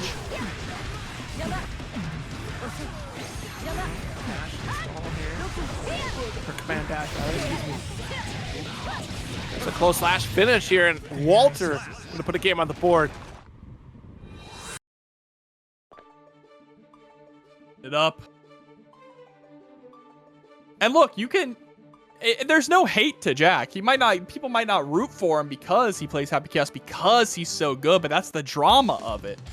He is the Demon King, and you want to see the hero rise up to defeat him. Question is, can that hero be Walter? That is such a excellent point to make here in terms of like just the consistency of Jack being able to turn out victories here at TNS. This one you're looking out for. Just we know they're a strong competitor. We know that they bring a lot to the table. It's a massive challenge to try to take them down. And even more difficult is trying to take Happy Chaos down as Millia, because your aerial routes are so shut down by the gunshots. A steady aim connects and you have to push back full screen if you end up blocking one. And also, I mean, Millia is so good at opening people up, but Jack is well known for how rock solid his defense is. At any state, too. It doesn't matter if Jack has bullets, concentration. Jack is still able to make it happen. Good block on Capel right after. Oh, the fake out. The fake out. Come on. Not falling for it this time. Bar slashers. Full stop.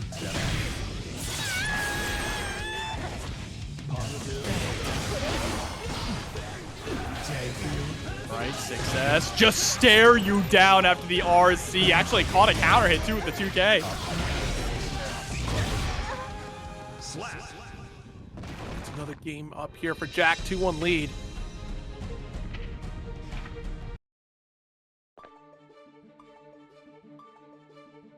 It's a fake out. Andrew, don't take this away from me.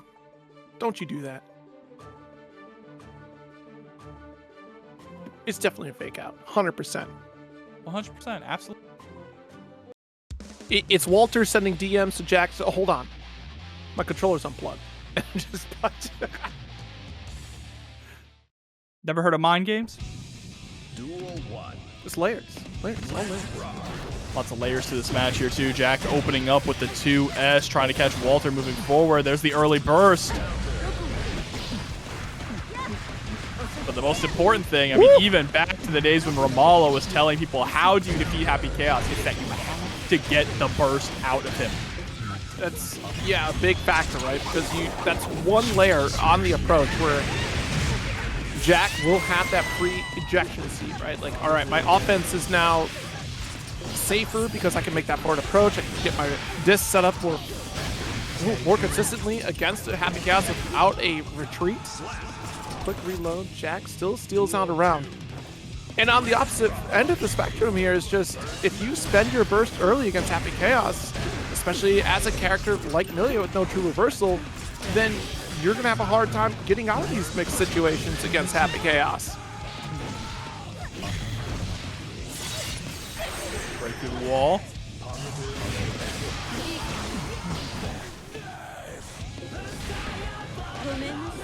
Every single one of these delayed IEDs is so good from Walter. It's just mixing up the timing to make sure that Jack can't get those obvious 6Ps. There's the approach off Capel again, but 2P interrupt. More stagger. Tries to go for the throw bait.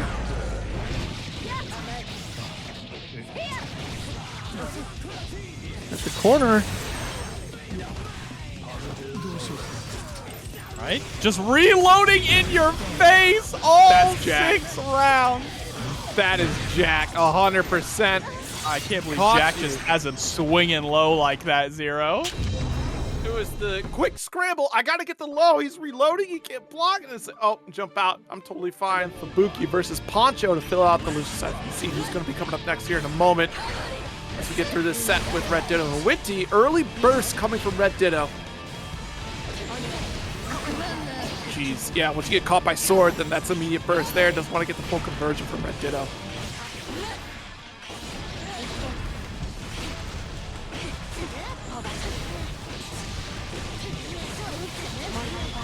Oh my goodness.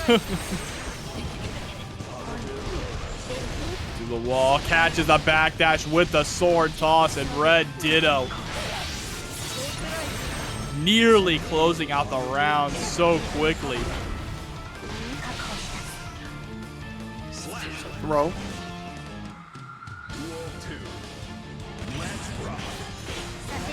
Nice jumping with the scissors. 6H and immediate burst. Again, the 2H on the approach. He's shutting down the startup for RedDitto.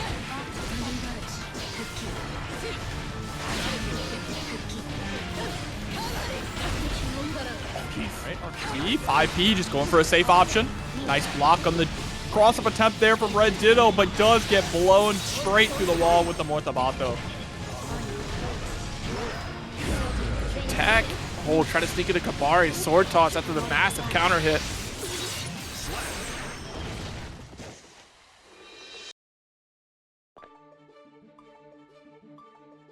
Right. And it's a strong round for RedDitto there. Winty Guitar not quite able to get that strong footing at the outset. Was able to force RedDitto out of that early burst spend too. So that's at least the positive here. It is the positive, but we need to really clean it up a little bit here. Make each of our hits actually count. And clean up the defense too, because RedDitto is opening us up, catching us, especially with those sword explosions, right?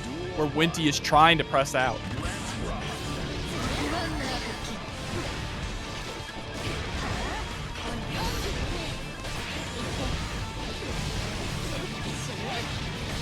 Life lead launch for corner.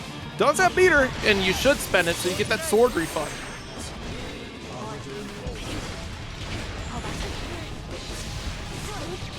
And this is just absolutely massive damage, and another quick round for RedDitto. A perfect. Jeez, the scissors cover so much screen real estate there. He's still going to connect against Winty Guitar.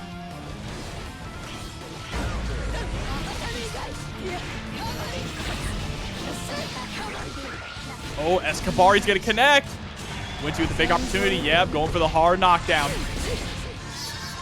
Hard knockdown is going to be so key. And especially, you don't have to try and bait out the burst because RedDitto's not going to spend. Oh, yeah. You can just... Oh, wow. That's quite the throw. Card crush here, so tap dust. Wait a minute. All right, next interaction with a positive bonus, so there's 50% tension guaranteed at the very least. You know, counter hit, bringing it with rock, 5K conversion. Jobber, we got a ground bounce with meter to spend. There's the burst con. Are you kidding me? RedDitto still makes the comeback finish. Just absolutely brutal. RedDitto up 2-0. Trying to speed run to Jack.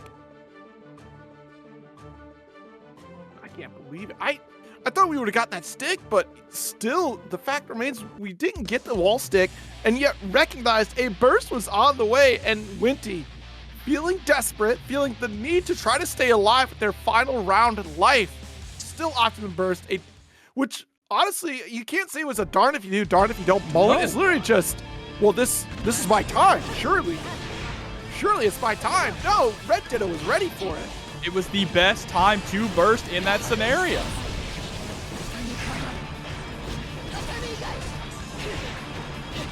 Yes.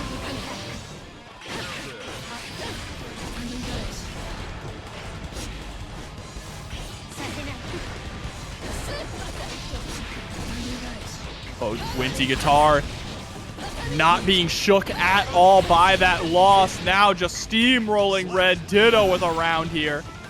RedDitto holding on to that burst, saving it for a rainy day. Side swap, nice 5P to call out the reaction timing of RedDitto there. Wasn't ready for the side swap. But windshield wipers trying to equalize the playing field. The explosion still catches Winty. Massive burst, able to keep RedDitto locked into the corner. Set up that tatami mat. Yep, putting back on the belt, but the burst is going to take it all. Slash, you stepped into the rock. That's your own situation. A reversal with the Mortal Bato. Harry, cross under smart play from Winty.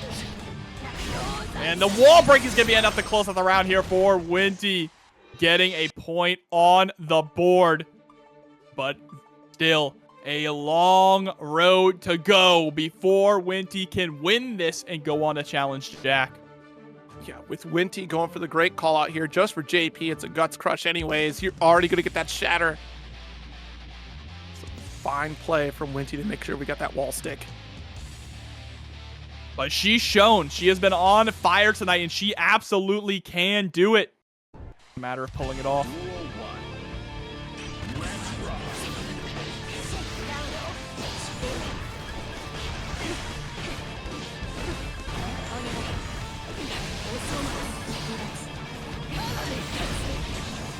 Again.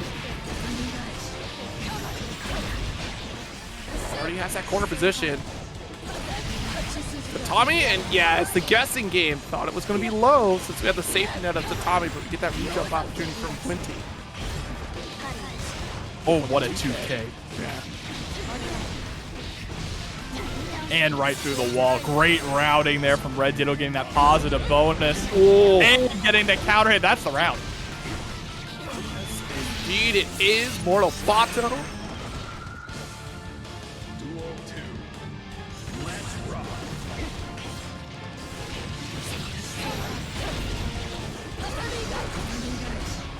Coming for corner again, trying to keep RedDitto here locked in. With a backdash, Zanson does get PRC.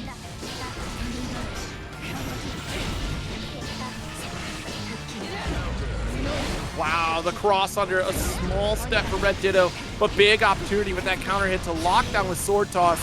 And quite the parry to get that dash approach. Still, OTG. Oh, nice, Zanson with the guitar staying alive. Still in a very bad scenario, though. RedDitto going into this next round with burst. Winty with nothing.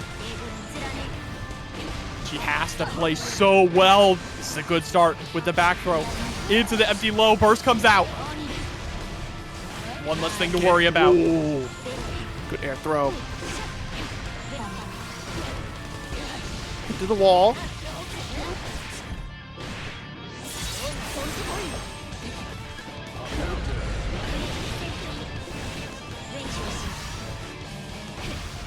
Oh, the delay, just waiting for the sword explosion, catching the slowed backdash with the 2H. Winty has to be careful. You can't block anything here at all. It has to be all offense. Oh, it tried to swing on the sword toss. RedDitto moves on to winner's final. Duel 1. Let's rock. Oh, jeez. Massive round start here for MacMens. Already going to get the butterfly set up. Oh, jeez. Good IBFD there. Get that space away from the elk hunt. Ko actually trades out that 5-beat anti-air call. All right, 5K.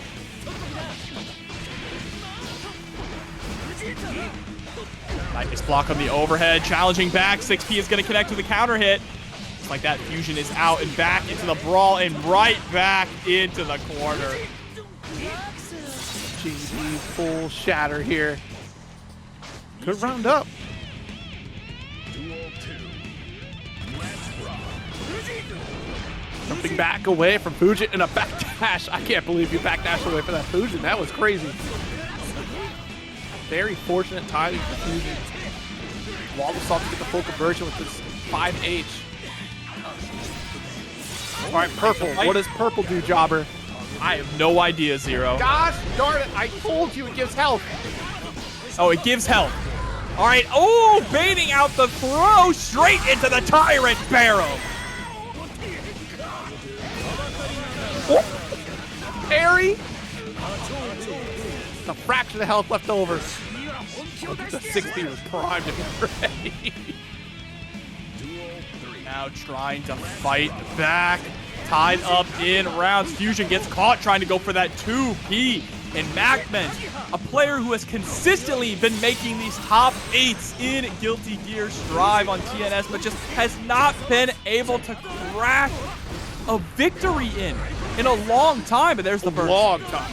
Yeah, I think what MacMens has maybe 2 TNS victories under their belt. I know for sure at least 1. Oh wow, just stop short. Code, the corner carry here, close slash. Yeah, send that super. Good job, your first game going in favor of MacMens. Yeah, but Lilia, I gotta give Jobber the pop quiz now and again, you know? Sometimes.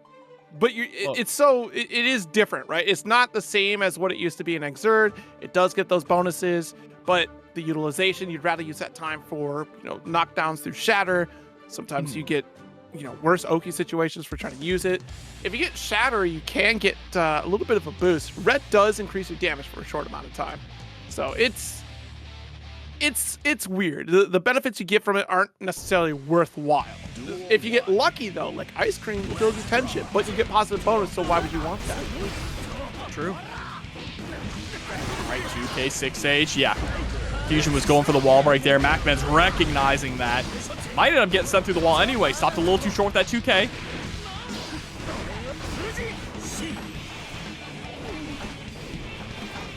Sneak out with that far slash, 2S, try to stop things off.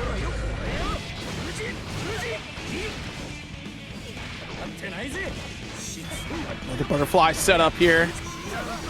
Tweet has been sent again, and she's far slash. Nice counter hit. And a big pickup, RTL. The dash up into the FD blink 2H. Woo! Great defense from MacMens, weathering the storm and gets the poke out with the 2P.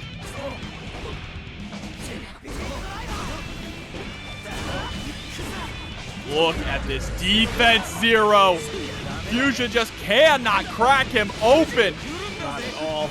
All right, one final turn. Oh my goodness! Trying to poke with the far slash, and Fuzion's just committing at that point. 50% tension there. Goes for cancel after a hoof stomp. Nice 2P. The true reversal of Anji.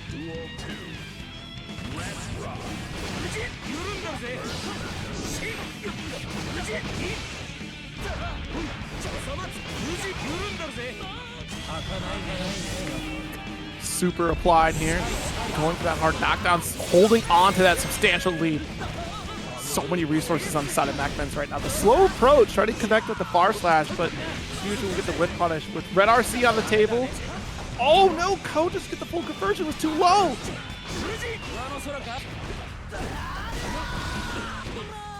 Right, 2K2D. MacMens still just an absolute stone wall. Does get thrown. Finally cracked open. Burst is going to get rid of that 50 meter. Slash, another delay here, and the overhead, the final touch to finish the job here. 2-0 lead for MacMens and losers.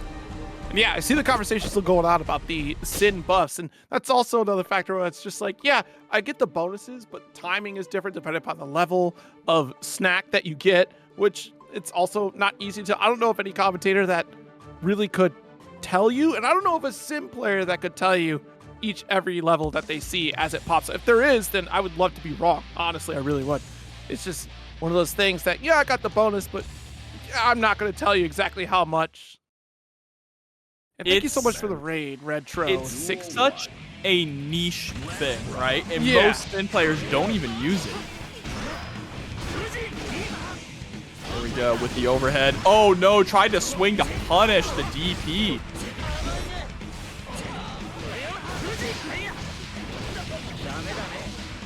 Oh,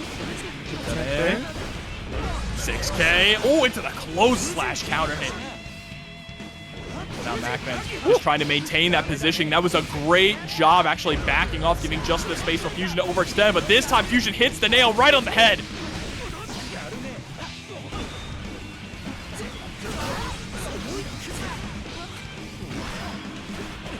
Protect. These poke outs from MacMens. Eat your burst. Set point. Duel 2. Let's rock. Huge. A little bit of a cross under there. Calling that burst.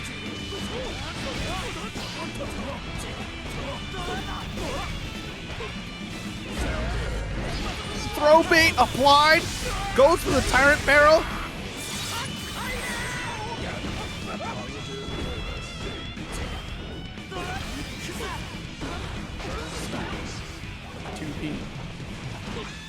Quick reversal coming out from Anji. Massive leap of fusion. We're going to hold off on this burst here. Go into the next round. Defense starting to crack open just a little bit here. It was strong in those last 2 games. Still pretty strong coming into this 3rd game. Fusion is finding a way. Wild Assault just for her shatter positioning. That positive bonus, you're going to build back up that burst gauge in no time.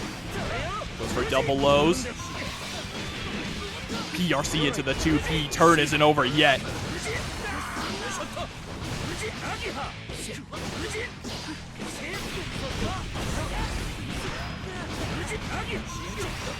Pick up with the fast low. Risk is cranked up right now. MacMens with a substantial lead. The just defense. 2K does get crushed, but a parry on the approach. Fusion will go down here.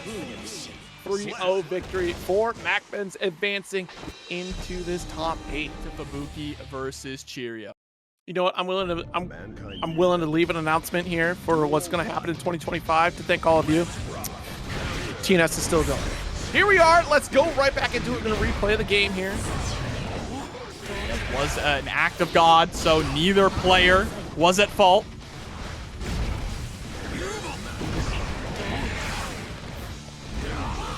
Back away. 2S. Yeah, that 2S is a little bit on the slower side here. Cheryo trying to poke with that. Might run into some issues. Oh, jeez. And there's that Wild Assault, right? That's the approach that Goldlewis has, right? As a universal tool, that white Wild Assault, able to get that invulnerability right through. Punished with the Yima Typhoon. Nice backdash on the overhead attempt. Setting up the drone just to try and close the gap, but with that, Fubuki recognizing it's time to go in. Danny with the raid, thank you so very much. Greatly appreciate it. And thank you so much for your participation tonight. 5D connects, and Fubuki gonna be able to get the first round here.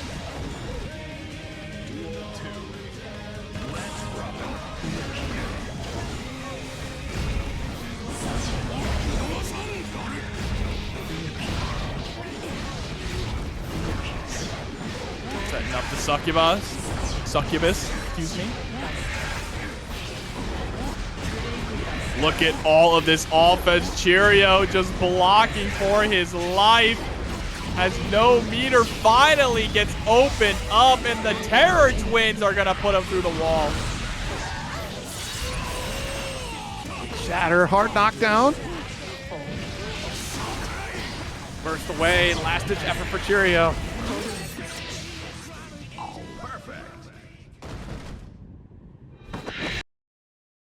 Well, that was rough, to say the least. Cheryo, Sure before was. we had the drop in the disconnection, Cheryo was actually performing incredibly well in that matchup. Got the first round, right? Was playing so slow and steady, but maybe that momentum was cooled off. Fubuki now taking advantage of it. Worried about the internet connection, the results of what would happen here, because that was a good pace for Cheryo the previous set before we got disconnected here, and now Fubuki all warmed up on the approach. We'll see if there's a little bit of a change, but still trying to close the gap against Testament as Goldlewis. You have a couple options. As I said at the start of the set, security gauge, wait for drone, Skyfish, White Wild Assault, those are your 3. But those you have to bide your time. And we saw earlier Fubuki willing to navigate the screen space with teleports instead.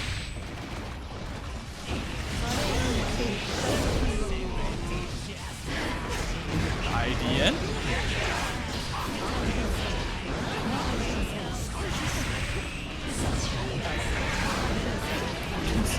The block, the patience, waiting for security gauge one more time, but we don't have the time because health is going to be a factor. It'll keep getting shift away, but the JD. That's the run up throw. Fubuki is going to get burst back before they die. And there it is, spends it immediately. No surprise. Catches with the run forward on the Arbiter sign. Very safe spend on the burst there to guarantee the round, but this is the trouble, right? Now you don't have burst. Quite Wallace off. I guess Cheryo doesn't want any either.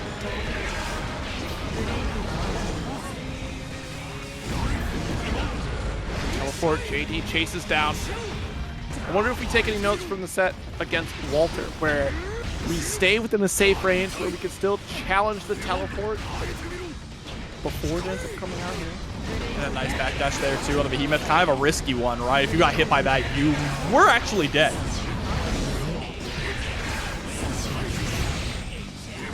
Oh, okay.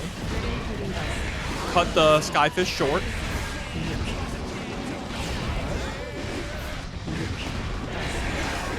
Cheryo just trying to find some kind of an opening. These JDs getting stuffed by the Unholy Diver. Unholy Diver covering just such an awkward angle for Goldlewis. He can't jump over it, right? Oh God, the heavy. It's gonna put Fubuki up 2-0.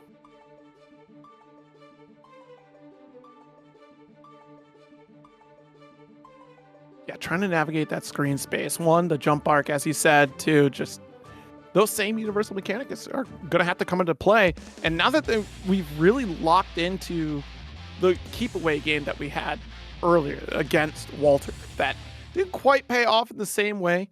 It's certainly going to pay off here because Cheryo has to rely on those more expensive returns between Wild Assault and security games. No staying state applied. Now we're keeping close range. As long as we can keep up the set play, maybe worthwhile. Go for super and a hard knockdown. Do it again.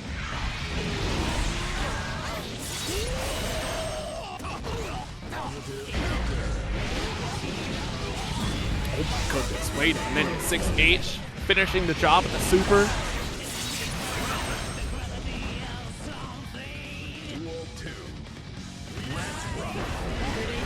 Sitting on that match point. And teleports. See, waiting for that state, remembering the positioning here and not being too far away from a far slash.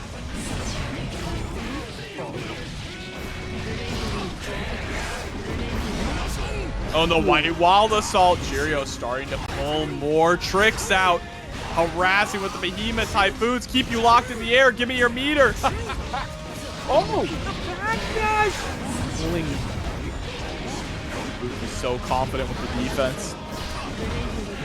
Away there. He does get that low arbiter. And Wild Assault again, if it means closing the gap and not having to play this chasing game against Fubuki and taking a round, we can certainly spend it. Cheryo will be going into this final round here without the resources of Wild Assault. You might be able to build it up here.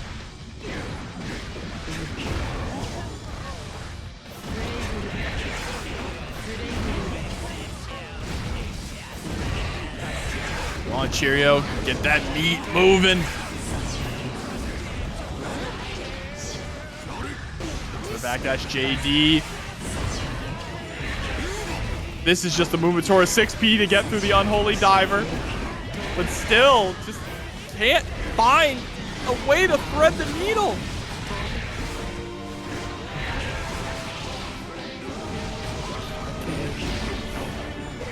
Come on, here. 2P.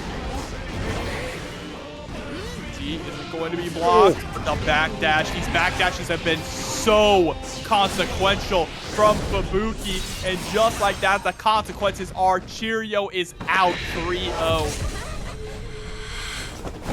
Goodness, yeah, it's a tall order again. Reflecting on themselves. No, that's not Walter. No, Walter on it. Wait a minute. And that's why I just hold stopped. on.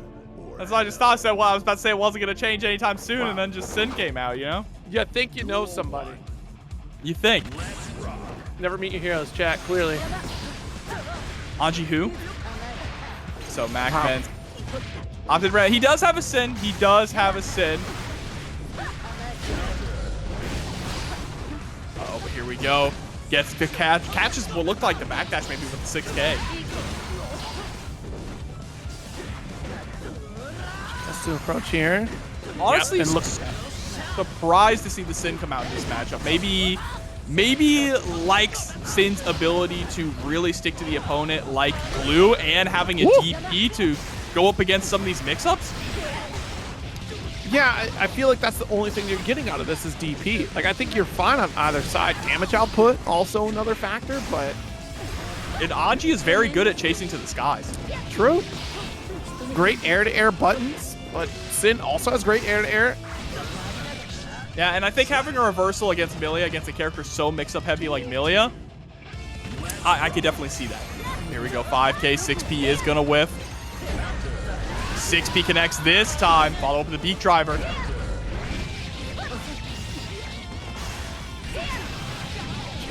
Yeah, committed to a low block right there. See? Block Baker here. Close to the gap. Nice launch. Yeah, I was hoping we get that hoof stomp just to finish the job. The shatter, no meter to go for super, and look, the hair car low profiles right through.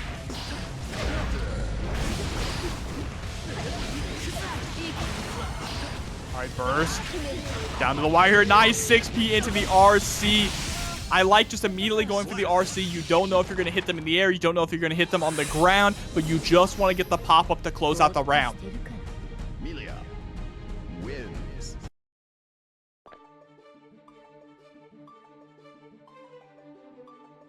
Right, good finish here for Walter.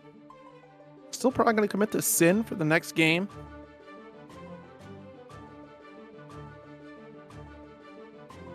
Not quite sure what the adjustment might be. I think we're still pretty well fine. It's just Walter able to come out on top in the last game. Of course, you do have some challenges here that Sin can make against Walter, but we're not seeing like the traditional disc setup quite yet here. That's not become a factor. Duel 1. Just kind of like that corner conversion carry that we've seen a little bit from Walter now. Yeah, for sure. And I think playing the corner conversion with Millia is really strong because once she gets that meter, she can be a real threat, especially with those high lows, hair car, bad moon. What, the 6H? Couple hair cars to look, corner carry again. We got there, Jobber, don't worry. There's a wire C. Nice with the 2P press out. Fast RC stays same side. 6P. Hair car. Oh, yeah, see, look, this has been a big call throughout the set here. It's been a couple times now. MacMens just dedicated to down backing, and Walter slowly but surely starting to call that out. That bad moon's a tell. That J8 that we saw in game 1. Oh, but hoof stomp can do the exact same medicine and get a shatter for it.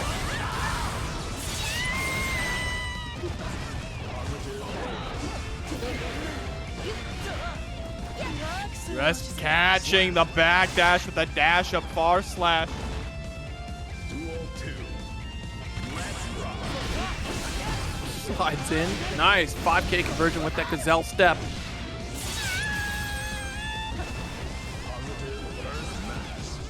Patience here from Walter trying to get the far slash. Disc interrupts the approach from MacMens here.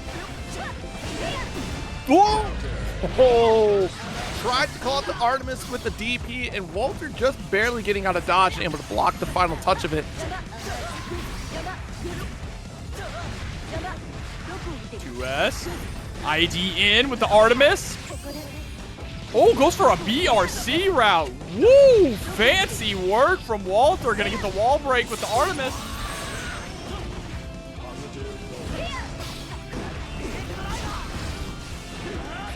Back here, try to go for that throw big. Quick PRC cancel with low. And same side, Capel. Nice finish here with Walter coming up 2-0. Walter, man, MacMens is just not finding it. Not finding a way to slow Walter down. We've been getting straight hits, but MacMens has never really been in control of the rhythm of the match, right? Has always been kind of playing catch up with Walter. Yeah, trying to keep up with the speed of Walter is pretty tricky. And we get a few call-outs here, but I think it's a lot of this down backing that we've been called out, and MacMens opting to go back into Anji Mito for this final game, which means you are committed throughout the set, chat. Let's rock.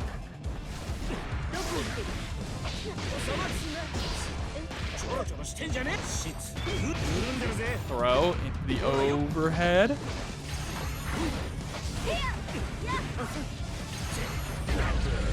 Oh, jeez. All right, there's our burst. Just mash on the 2P. So far, the swap to Anji working out much better than the Sin. Oh, absolutely. So I might need to hold my tongue. Fast fall, gets the cross up. Same side. Good block, though. MacMens committing to it. Oh, wow. The fast RC to get the JS. Yes, opposite side avoids the koi fish. That escape. So slippery here is Walter. So cautious. Nice instant block there. Oh, and that's going to be death. Set point now for Walter, just like that. MacMens does have burst going in here, but this is dangerous.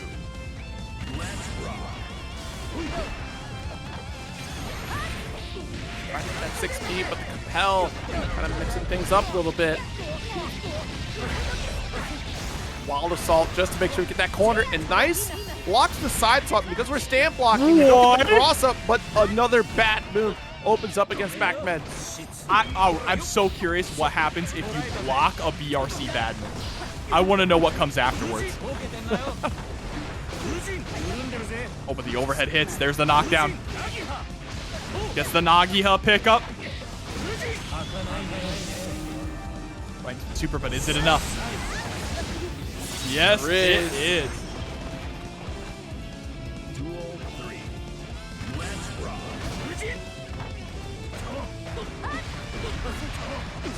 Rush shaker here. The block though, that 2P not going to find any connection against Walter. Max range rush shaker, and you still put your hand into the blender.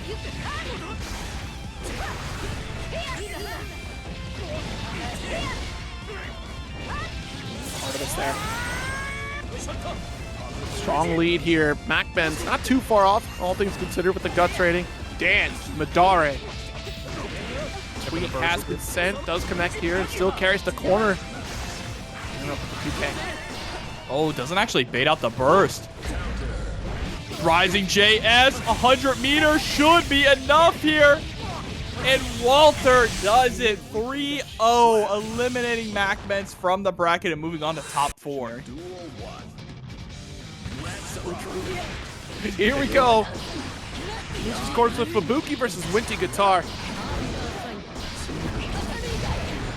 Oh, using the tatami to try and stop, act as a wall against the Grave Reaper. Love the IDJS. That's going to be really a bread and butter button here for Winty to get in. Dash 2H, catching the whiff throw attempt.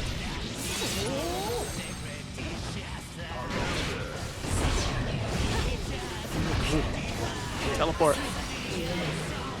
Another YRC to try to buy ourselves some time. We're escaping either way.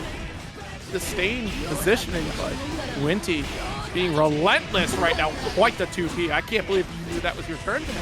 That was also like, we could have told you. it took 4 Yozansons to finally crack Fubuki open there at the end. So true. But I think Baiken's got some good tools to really chase down Testament here. We've seen the JS, we've seen the 2H, both go pretty far.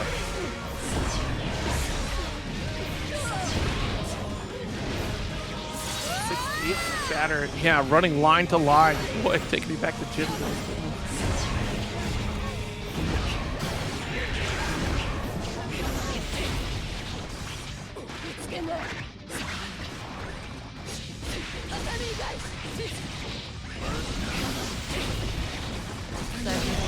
Fuzion in. Oh yeah, just go for the reversal super, get the huge pickup and take the round.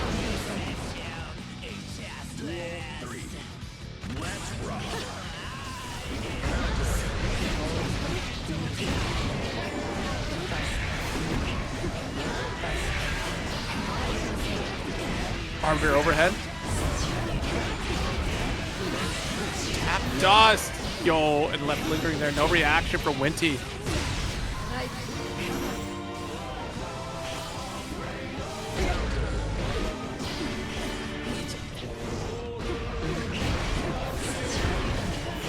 Again, just the harassment.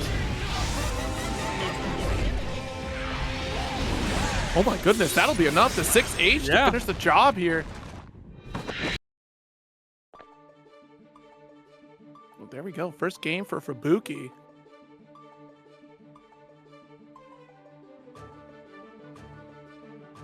Fubuki is just so unstoppable. I think it's Fubuki, some Funkai, and Idom, who are just absolutely insane Testament players. In all very just different play styles.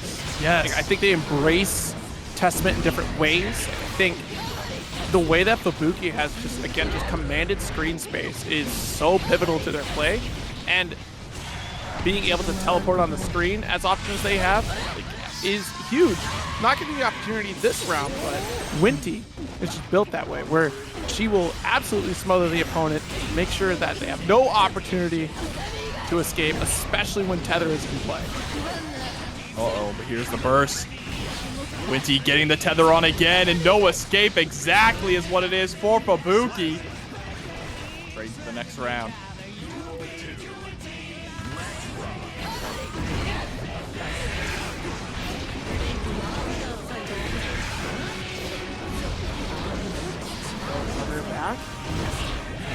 Ooh, trying to sneak in there with a 2H. Risky stuff. That is still within range of like a low Grave Reaper or even Arbor side.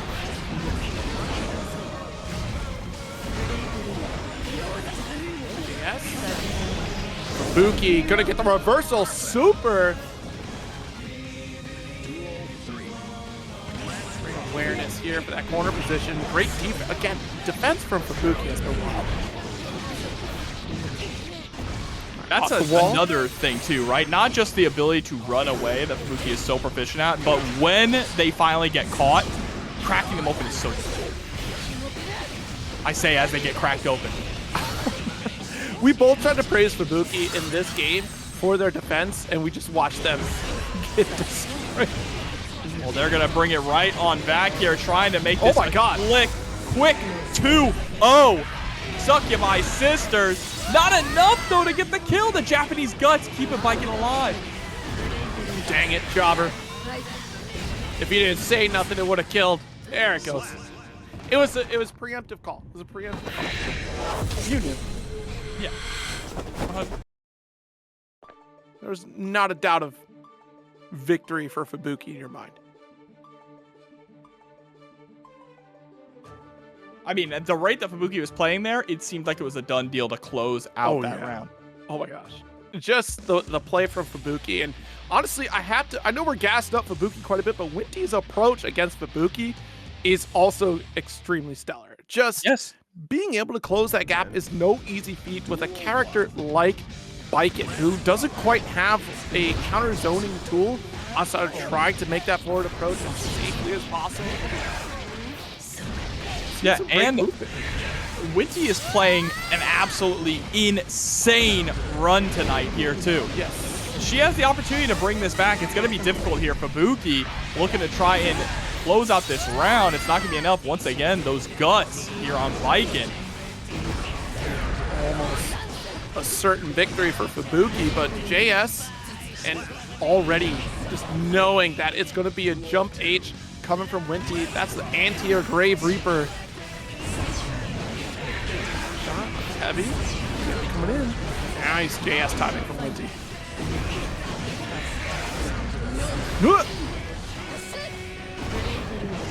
Stage lockdown. If it was jump install, maybe to get the height, but Fubuki with the side swap, super for shatter. Extra damage on top of it with that 6H. And the stain state is applied. Oh yeah, just play the runaway game. No, doesn't play the runaway game. That's exactly what Fubuki wanted Winty to think. And Fubuki takes it 3-0. Quite the air throw to finish the job and advance into the loser semifinals. Our top four now locked in, and Fubuki looking very strong tonight. Gotta leave the venue. But here we go, jumping into winners finals, a very familiar sight over the course of the past couple seasons, or at least season 4 for sure. Jack versus RedDitto. Quick 5K. That movement and hard to try to get the cross under another rollback.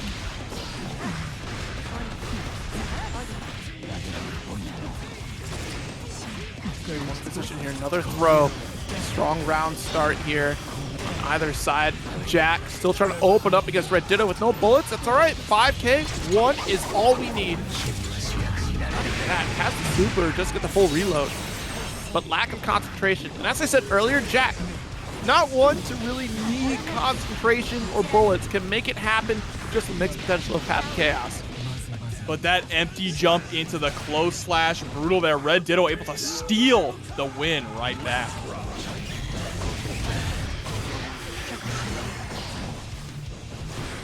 And now just trying to play the spacing game. Down to 3 bullets left in the chamber.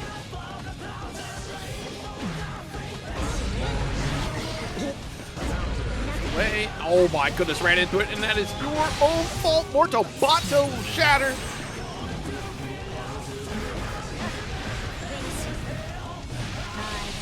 Nice deep run up throw. And with, oh, no super actually. With a super, RedDitto would have been able to close it out, but still just tosses both swords and the 6P is gonna blow up the JS. I don't need this stuff. Actually, I do. It's only Monday. I still need it. So there's been a bit of a pattern going on in this top 8-0. Okay. Every single match in winner side has been 3-1. And every single match in loser side has been 3-0. Okay. Are Jack and RedDitto going to break that curse? Are we going to see a game 5? Or is one of these players only going to get a single game? We'll have to see. Duel 1. Let's rock. Closer is a trend. I guess a trend. Yeah. I mean, we got Happy Chaos on the screen. He likes to apply the curse. That's true. But right now, getting absolutely smothered. No opportunity to do that. Hit it to the wall. My goodness. Step back away. 5K with another gunshot. Oh no! Wait a minute. Oh, okay. All right. I forgot. He can kind of shoot behind him like that. I was thinking we wanted a JS right there.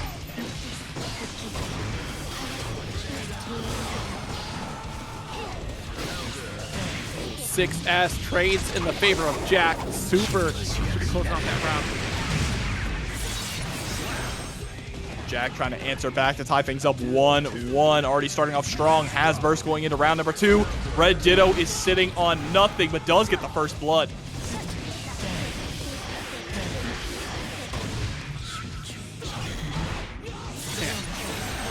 It seems like that does a lot. It just does not do as much as you think it does. It just feels worse than it is. The 6K gunshot 6K. Oh, it hurts. Getting sent from that wall's gonna hurt too. Jack definitely gonna hold on to this burst unless it really comes down to the wire here. 2K2D. RedDitto has it available, has 100 meters. There it is. Yep. Smart. Do it right when you know that Jack is gonna go for the Deus Ex Machina.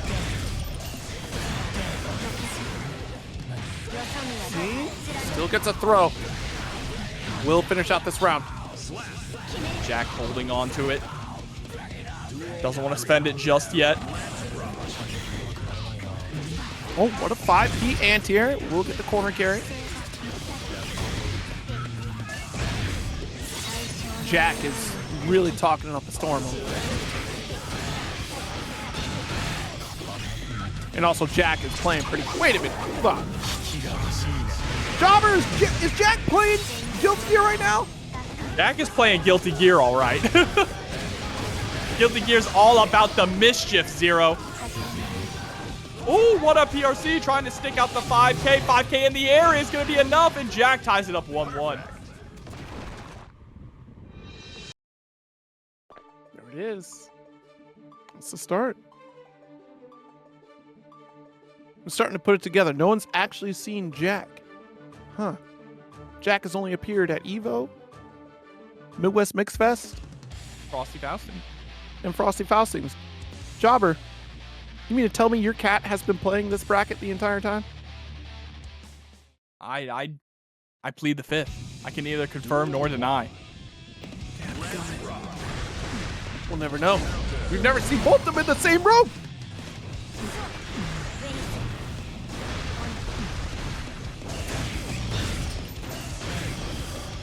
Stagger pressure again. Ooh, backdash. Actually, interacts well with the roll here.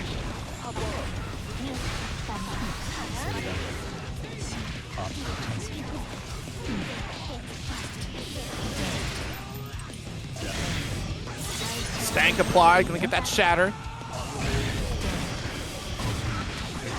Oh, nice. Challenging on the focus attempt. Jack down to 1 bullet. This is a big opportunity now for RedDitto to take charge. Oh, but that was nice. Almost gets the cross up. It's really huge that RedDitto paid attention to the resources there. There's 1 bullet left. There was no concentration. So the bet was pretty safe for RedDitto to make that 2K attempt, try to interrupt and know when that gap was going to be open, because sometimes there are those small openings and you can make them gigantic ones. As you can see, RedDitto took advantage of it to steal back around. Good tech on the throw.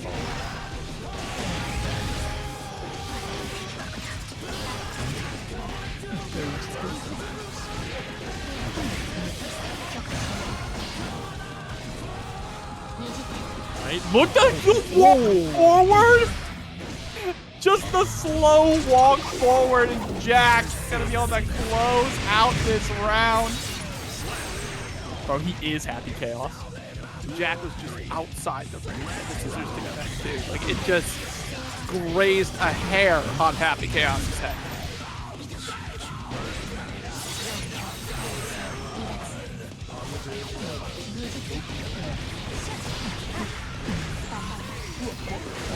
Nice block on the YRC. We'll pin you right to the wall there. Not able to block the burst. We took the damage that we could. Personal right back in corner. Does get shatter. Sword is back, so we can do windshield for shatter.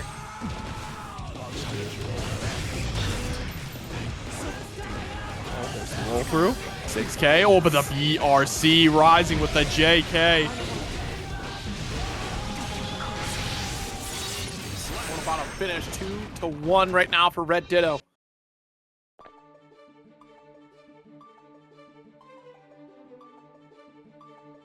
Ooh. Okay, well, I mean, if the trend follows, that means RedDitto gets the next game. But does Jack allow that to happen? And this is the thing. Jack has showcased like just a strong confidence in other sets before. This is a situation where Jack doesn't quite get to show that confidence. Like, obviously confidence in their own play, but knowing when they've succeeded, knowing when they have won the set. And there's caution here in the play from Jack, because RedDitto is certainly capable of turning the tide against Jack. Nice. Yes. And that's important. We did not give up the space away from swords. The further away we go, the longer we have to recover, and RedDitto fought tooth and nail to stay close, earning a single sword, earning that Marto Bato shatter.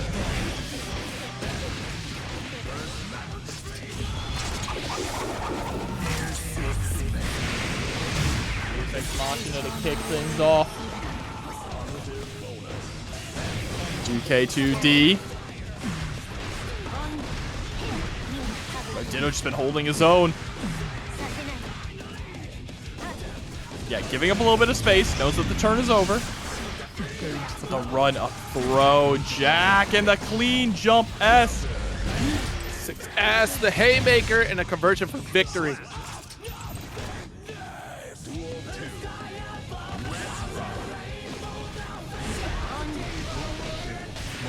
Ooh, nice little conversion with the rock. Gets the burst out of Jack early on. That's a good start.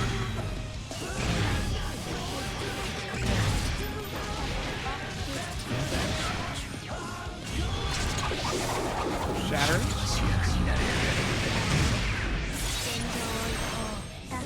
That's all right. So we do have that 50% lead. Cursed up. Stop the slash. Dead in its tracks thanks to the gunshot. That would have been big. If it wasn't any faster, that would have been a massive counter hit for RedDitto. That's an opportunity for Jack. Whoa, the Mortomato reaches. If RedDitto does get caught, you gotta burst, but it's gonna be... it's huge. Oh, yeah, absolutely. You see the meter there. Mortal Bato with both swords. Not able to finish the job quite yet. There's burst and meter on the table, but guard crush. And the 5D does it. RedDitto set 0.0. This is huge. That Mortal Bato on Wake Up was shades of like RedDitto Season 1. Like, that is not something we've seen in quite some time from RedDitto.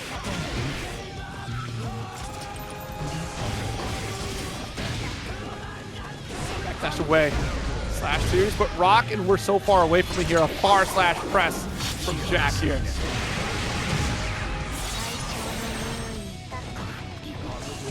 Not even a 5K press. There's the burst. RedDitto doesn't even want to block the Wild Assault. And that's smart. If you're going to get your burst taken, you might as well spend it on your own terms.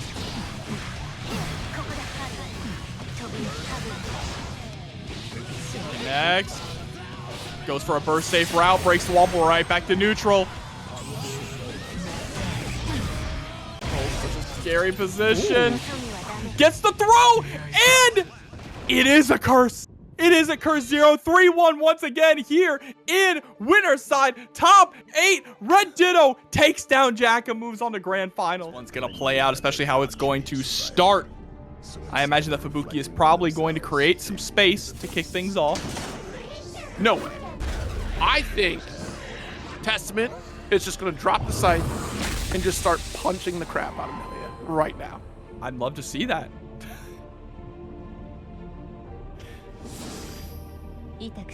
I mean, look at that. She's got a scythe built into her hair. Testament, they had to carry a scythe. Completely different. Millia. Duel 1. Still both of them Reapers. Oh, goes for the 5K and then creates some space. Stop the running here from Walter.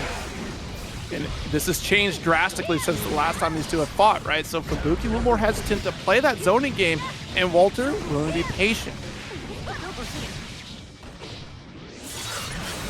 Substantial lead for Walter with 50%. Plus, already has Herikar, who do have the meter to save.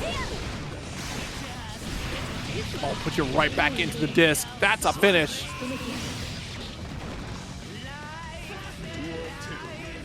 Yeah, just a blistering round one there from Walter. Again, catching the backdash with the JH.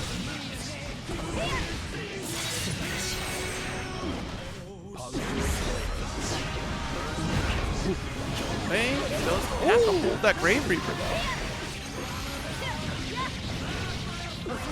They're gonna get sent through the wall. Doesn't go for the super, just goes for the Artemis. A lot of times Walter doesn't really break the wall with super, willing to go right back to neutral because they want to hold on to that meter or some kind of an interaction or some kind of a mix-up. Right. Oh, the gap close here. Does get the 6P. Slap. Walter closing out game one. Let's see. Is the trend going to continue, Zero? Millia wins. If the trend follows straight and true, it means that Walter wins this 3-0. That's a tall order to set up here, or you just cursed Walter.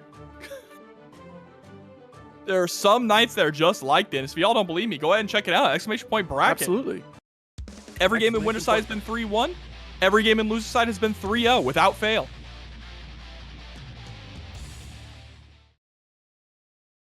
Mankind knew.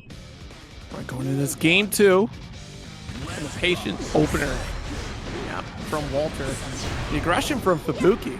And that's the thing, this has been adjusted. Again, just got to reiterate that Walter took notes for that last set. If Fubuki really wants to stop my aggression, well, if I give you nothing, then you have to come to me. And that leaves you open for mistakes, full punctures here like Walter has. Oh my god, that was a crazy pickup there. If that was Season 3, Capel would have picked up and it would have been a wild combo, but Walter is cooking up a storm, mixing up Fubuki in a pot like gumbo. Oh, how'd you know I just had gumbo? That's smell it. Crazy. Oh no, I'm so sorry. You don't smell it. Launches with the Grave Reaper. Backdash. It's Capel, same side. Yep, it's straight into the low this time. Again, not going for a wall break with a super. Walter loves to hold on to that meter for mix-ups. Millia's mix-ups become so scary in meter. You get things like Bad Moon, like the hair car, or you can just get a close slash and close out the round 2-0. And that's huge. That change to 6Ps really coming into play there, giving plenty of time for Walter for that punish 2-0 victory. And I almost feel like in this set too, having that extra meter through Shatter gives you opportunity to chase against a character like Testament, or even has that defensive option if we need to YRC. If a mistake is made, we have a quick cancel with like a PRC, or even just a blue RC that we've seen a couple times here off of those bad moon calls, which has been absolutely insane. Duel 1. The move is really called hair car, champs. Hair car. Hair. 100%. My pronunciation. Diction. My diction. There you go. But no, it's not really called hair car, but That's what we all call it. that's what we all say. All right, Walter getting the hair car with the low.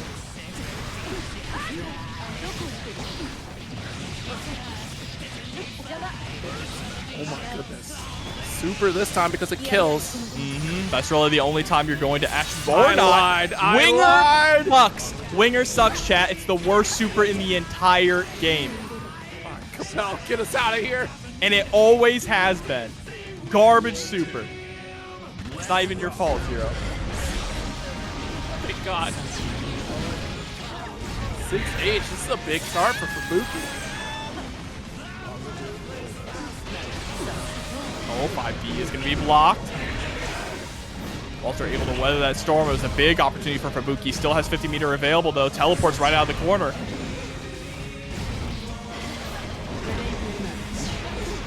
A little bit early on the grave.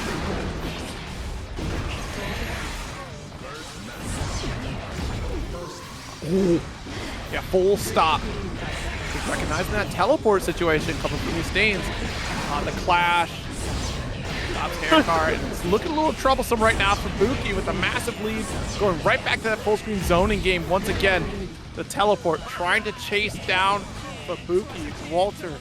Getting shades of that previous set in this one here.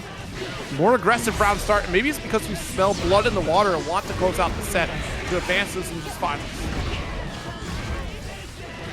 Trying to dash up, trying to get something done.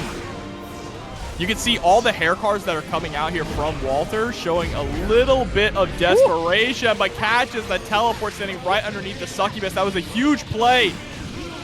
Oh, no, you didn't block low. It was a mile away. I think Damage reset on that one.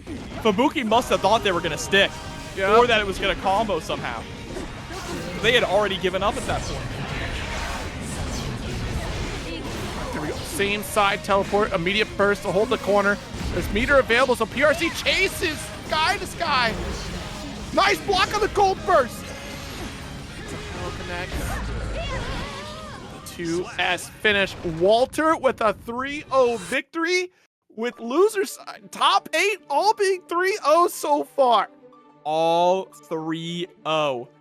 There is something in the water. Someone's lighting some incenses. Someone has made a voodoo doll. There's some black magic going on here tonight at TNS. Sure is. Sure. Oh, man.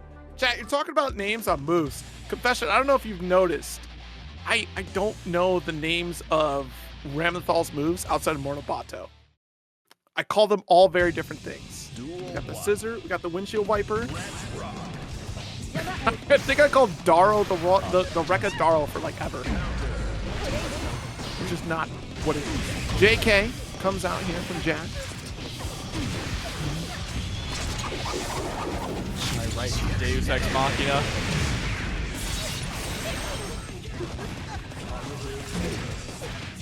Yes, to throw. This losers finals here really kicking off in favor for Jack.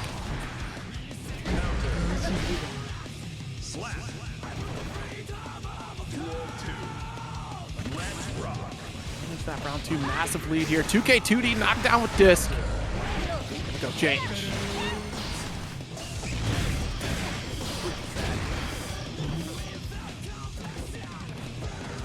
Look at the patience there from Jack. Does end up running into a low from Walter.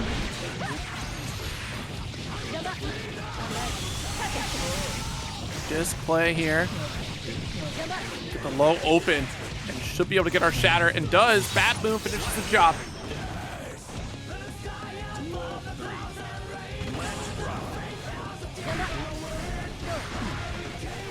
Right, straight to the next round. Jack just trying to create space here. Burst early from Walter. Walter has the pace set. Doesn't want to let it go. But with one gunshot, what a pickup with the 6K, just the tip.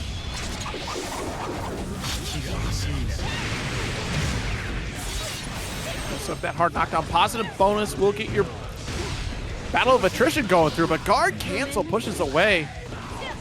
Actually working out here. Surprised it wasn't a roll.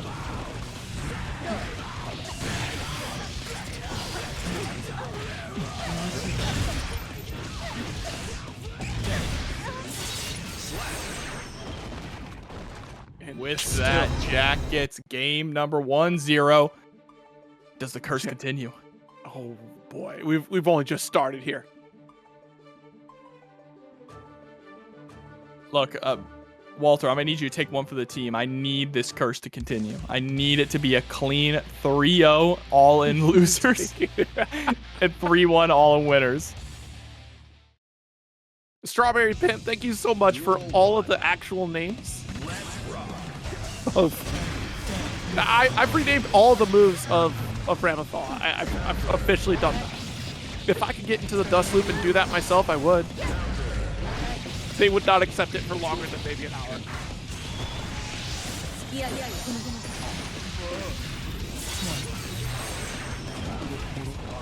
All right, hard knockdown, big play for Walter now. A strong start to this game number 2. But Jack, look at that, already starting to get the life total so close. Walter's in danger. I mean, it doesn't help that you have like no health available as Millia, right? You know, paper thin. Whoa, what a block from Jack. Are you kidding me? I cannot believe he actually blocked that. Gets the slump in the corner too, and now it's up to Walter. You gonna block this? No, that was a mistake. 5D. That was an accidental block. You didn't know. You said, whoops, that sucks for you. Tap does shatter. Not quite finishing the job. Oh, but the dash of 2P is gonna do it.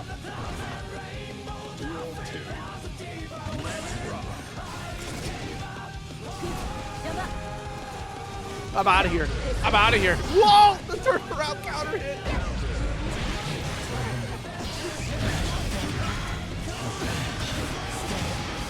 Pull through again. Just a quick reload. And concentration, like I said, Jack doesn't care about that resource and feeling very confident right now. He'll get thrown.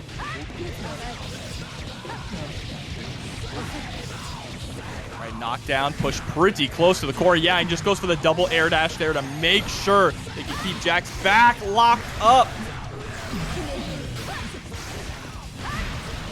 Yep, side swap here. JH does get things opened up here.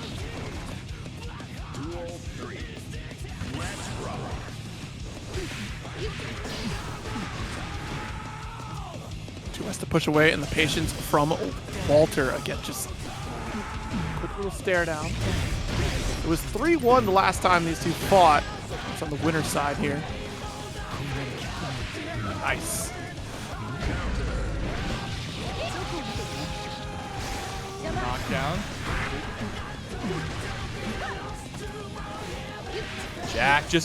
Jack will just back up and stand there and stare at you.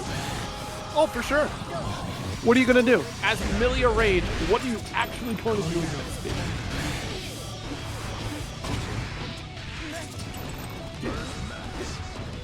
Still out of focus here, but again, Jack doesn't need the focus, just buying that time. Burst comes out. BRC 5D connects and Jack up 2-0. See, this is a thing, right? You know that you can just keep pressing the close slash in that corner because you're safe enough with close slash. where Millia doesn't get an opportunity. You're +1 there. So you don't have an opportunity to really challenge out, so you can still frame trap another close slash as you bide your time. You get the blue wild assault for a guard crush to continue your pressure sequence. With no true reversal from Walter, it's fair game in the corner for Jack. Absolutely fair game, and Jack is going to take advantage of it.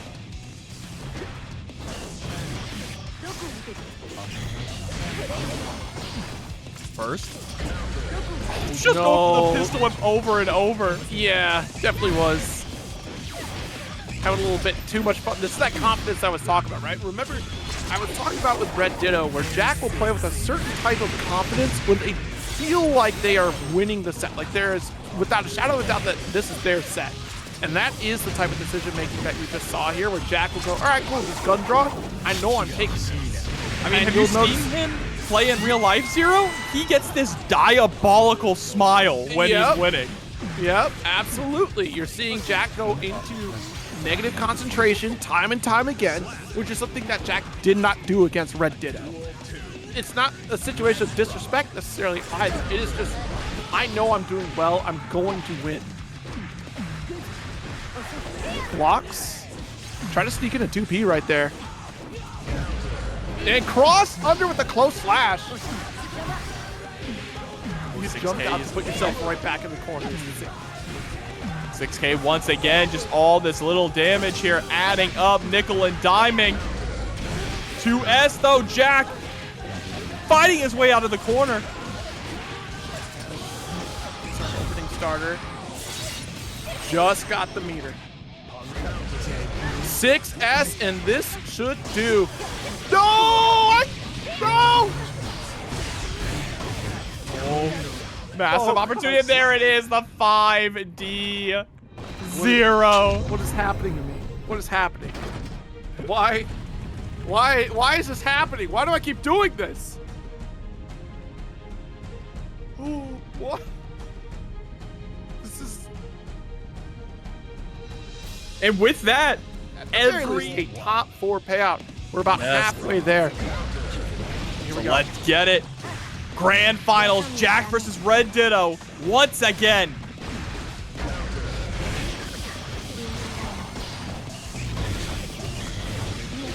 Aim got a little bit too close. You're going to get caught by the slash. Guard crush. Too far for throw, but we got a quick eject with the PRC. Dang, nice 2P. Blocking the tap dust. Jack. A little bit of concentration. Super for full magazine. Off to a strong start here for Jack now. YRC comes out. That's going to put the gun away for a second. Oh, but it's right back out. And with that, Jack is going to be able to close out this round.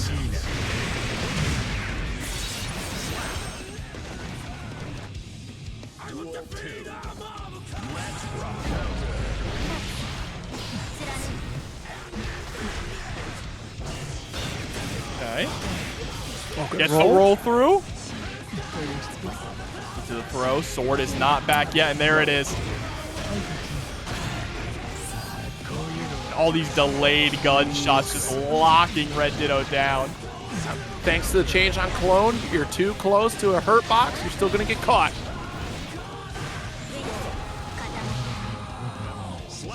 Tap dust finishing the job. Round apiece.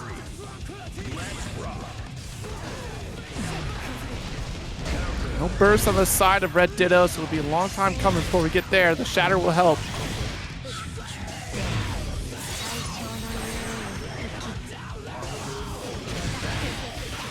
Nice approach here from Jack.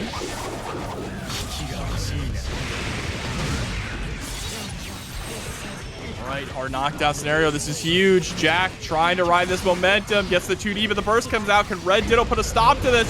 2S, burst once again. Twine, the approach. You're missing a sword, and that's going to be a long time before it comes. It's not happening at all because we got the round finish. That's a game up for Jack.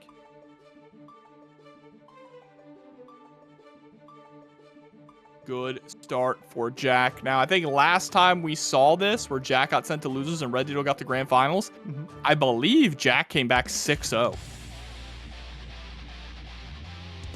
think you're right about that, actually. I think I remember that. Jack just such a dominating player. Duel 1. Let's rock.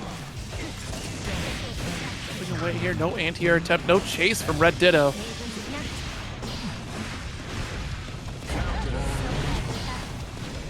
Big counter hit. Jeez, it's been crazy. Jack has been just outside the range of these slashes and heavy slash from RedDitto.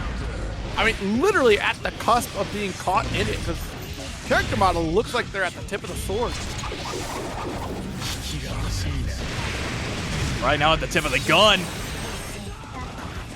Hard knockdown, and Jack just baiting out the super, punishing accordingly. Didn't even need to reload the bullets there. Just did it. Why not? That's a timing thing. 5K windshield wiper for corner.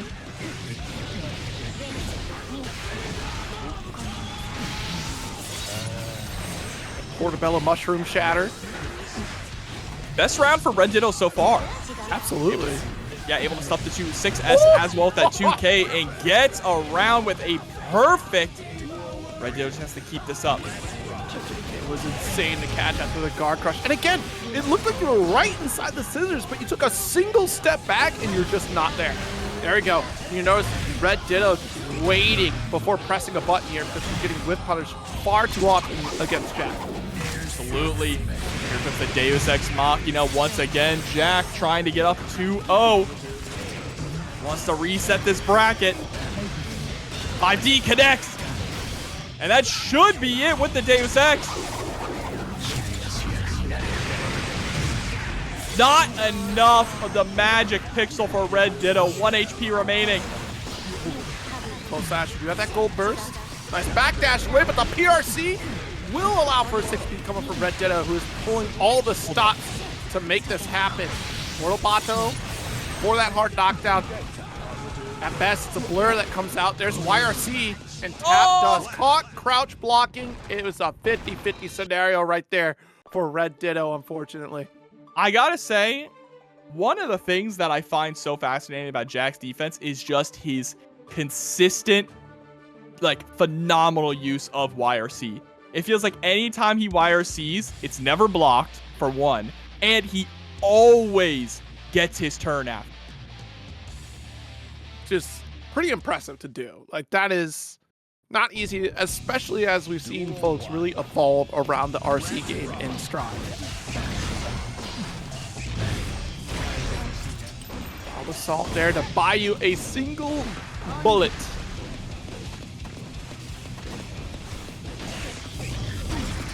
For far slash, and took the time for a steady aim since you have the room.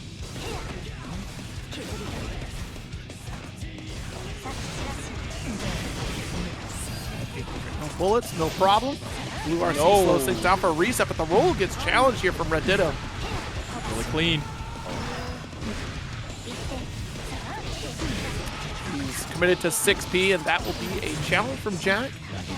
Scoop. Yep, reload some bullets into the meaty close slash. I don't think it was quite meaty, but it doesn't matter. RedDitto doesn't have any reversal options. Does catch the rock with the 5K. Nice.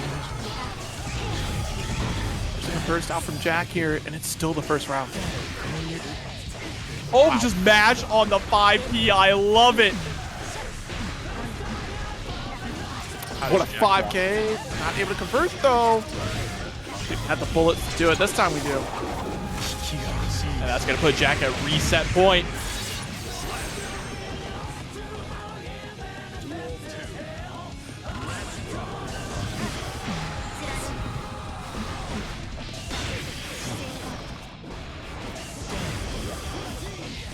Nice backdash on the 6K attempt. RedDitto trying to stay in the driver's seat, but one overextension with the JH means that Jack immediately takes the wheel.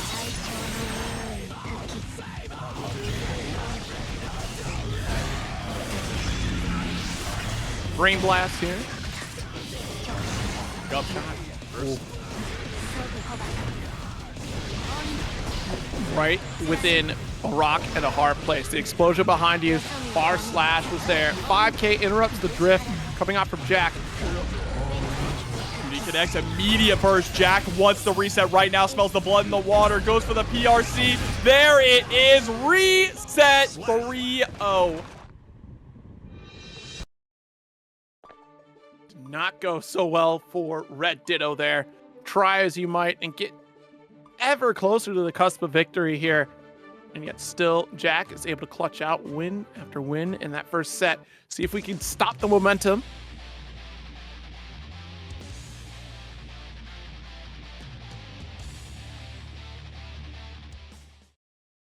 RedDitto committing to this Ramlethal. Duel 1. Let's rock. Oh, trying to go for the J2K.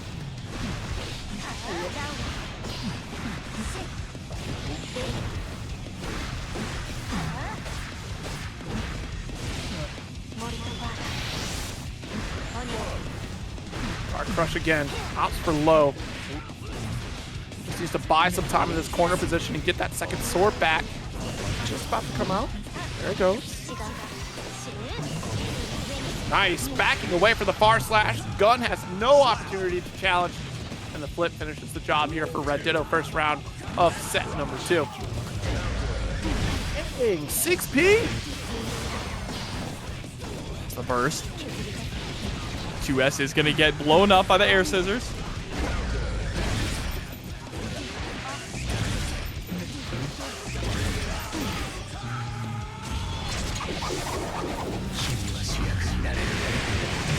Deus Ex Machina once again getting the knockdown. All right, goes for the 6K. YRC on out. RedDitto with a little bit of a shimmy there just to see what Jack was going to do.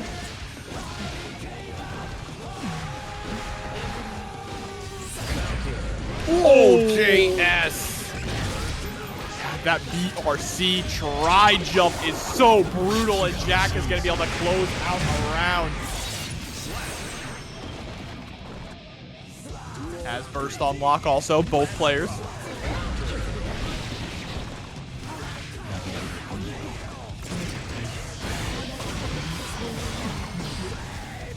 Burst out from RedDitto. Burst out and an immediate counter hit. That is brutal. Jack. Hard knockdown. Watch out for the command roll. Ooh, the 5D. Never mind, I got hit. Tough. 4 games straight so far.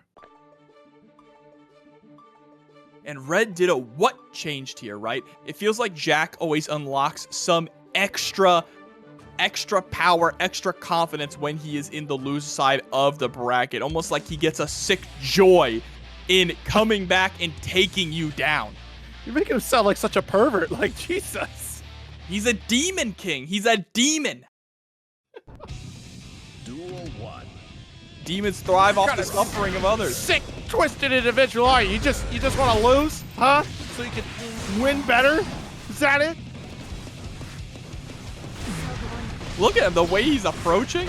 Yeah, it is there, though. You're so right. Like, it is that last-ditch effort, right, of just, I now am down to 1 life. So I got to pull all the stops.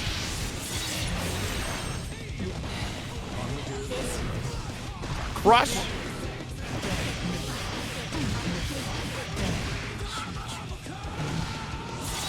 But there's always an element of playing with his food. There's always that element in the way that Jack plays, and right now RedDitto going to take advantage of that. Says, you're going to take me seriously here. I sent you to the loser side of the bracket. I've taken you out before.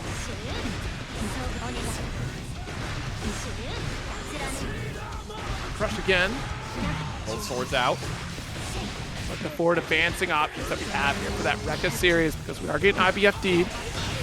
Ooh, bar slash. Launch extension for corner and sending that burst. So it's going to go south from there. And again, the 5K staying just outside the max range of RedDitto.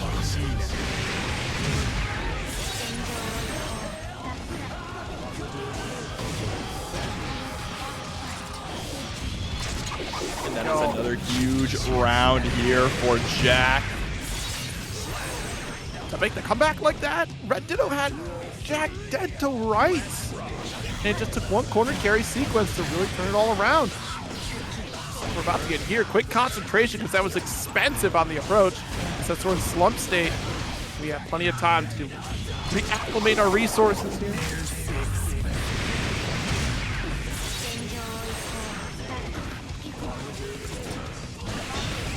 5K the 2S, no backdash for you. Take a steady aim, shatter. Jack is 5 games up. Yeah, this is looking like a repeat of the last time we saw this scenario. Jack trying to go for a 6-0. True Guilty Gear demon out here. Yeah, I don't know how RedDitto puts a stop to this. Like, it's not like RedDitto's playing any worse than he was in Winners Finals when he actually beat Jack.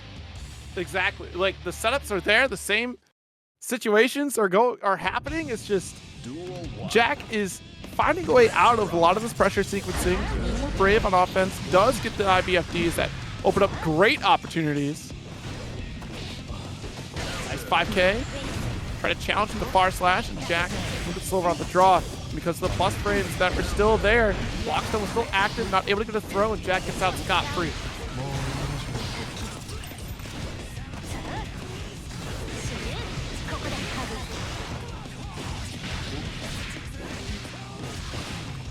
Pick up now, RedDitto. Finally getting some momentum, but creates a ton of space, and Jack just thrives on that. Ooh. Right after J2K, the roll. We have meter. Takes a few steps to make sure we still have concentration. The wild assault to make sure we get the corner so we can spend the super. That was critical. If we would have spent for gunshots, then it would have removed concentration entirely there. Having the wild assault there to push for corner for shatter to finish the job is pivotal to that win. Now it's tournament point 0. It could all come down to this. Far slash connects, gets the burst out of RedDitto. Might be the last burst of this tournament.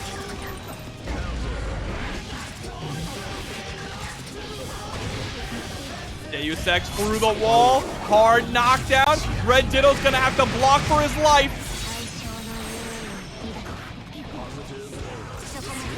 Got the low YRC. Jack. Oh my god! Far slash, another super, and that will do Jack 6 games straight over RedDitto in this grand finals. Demon, you're right, Demon. I apologize, Demon. Yeah, and the Demon King takes down another hero. Another would-be hero. Better. Yeah.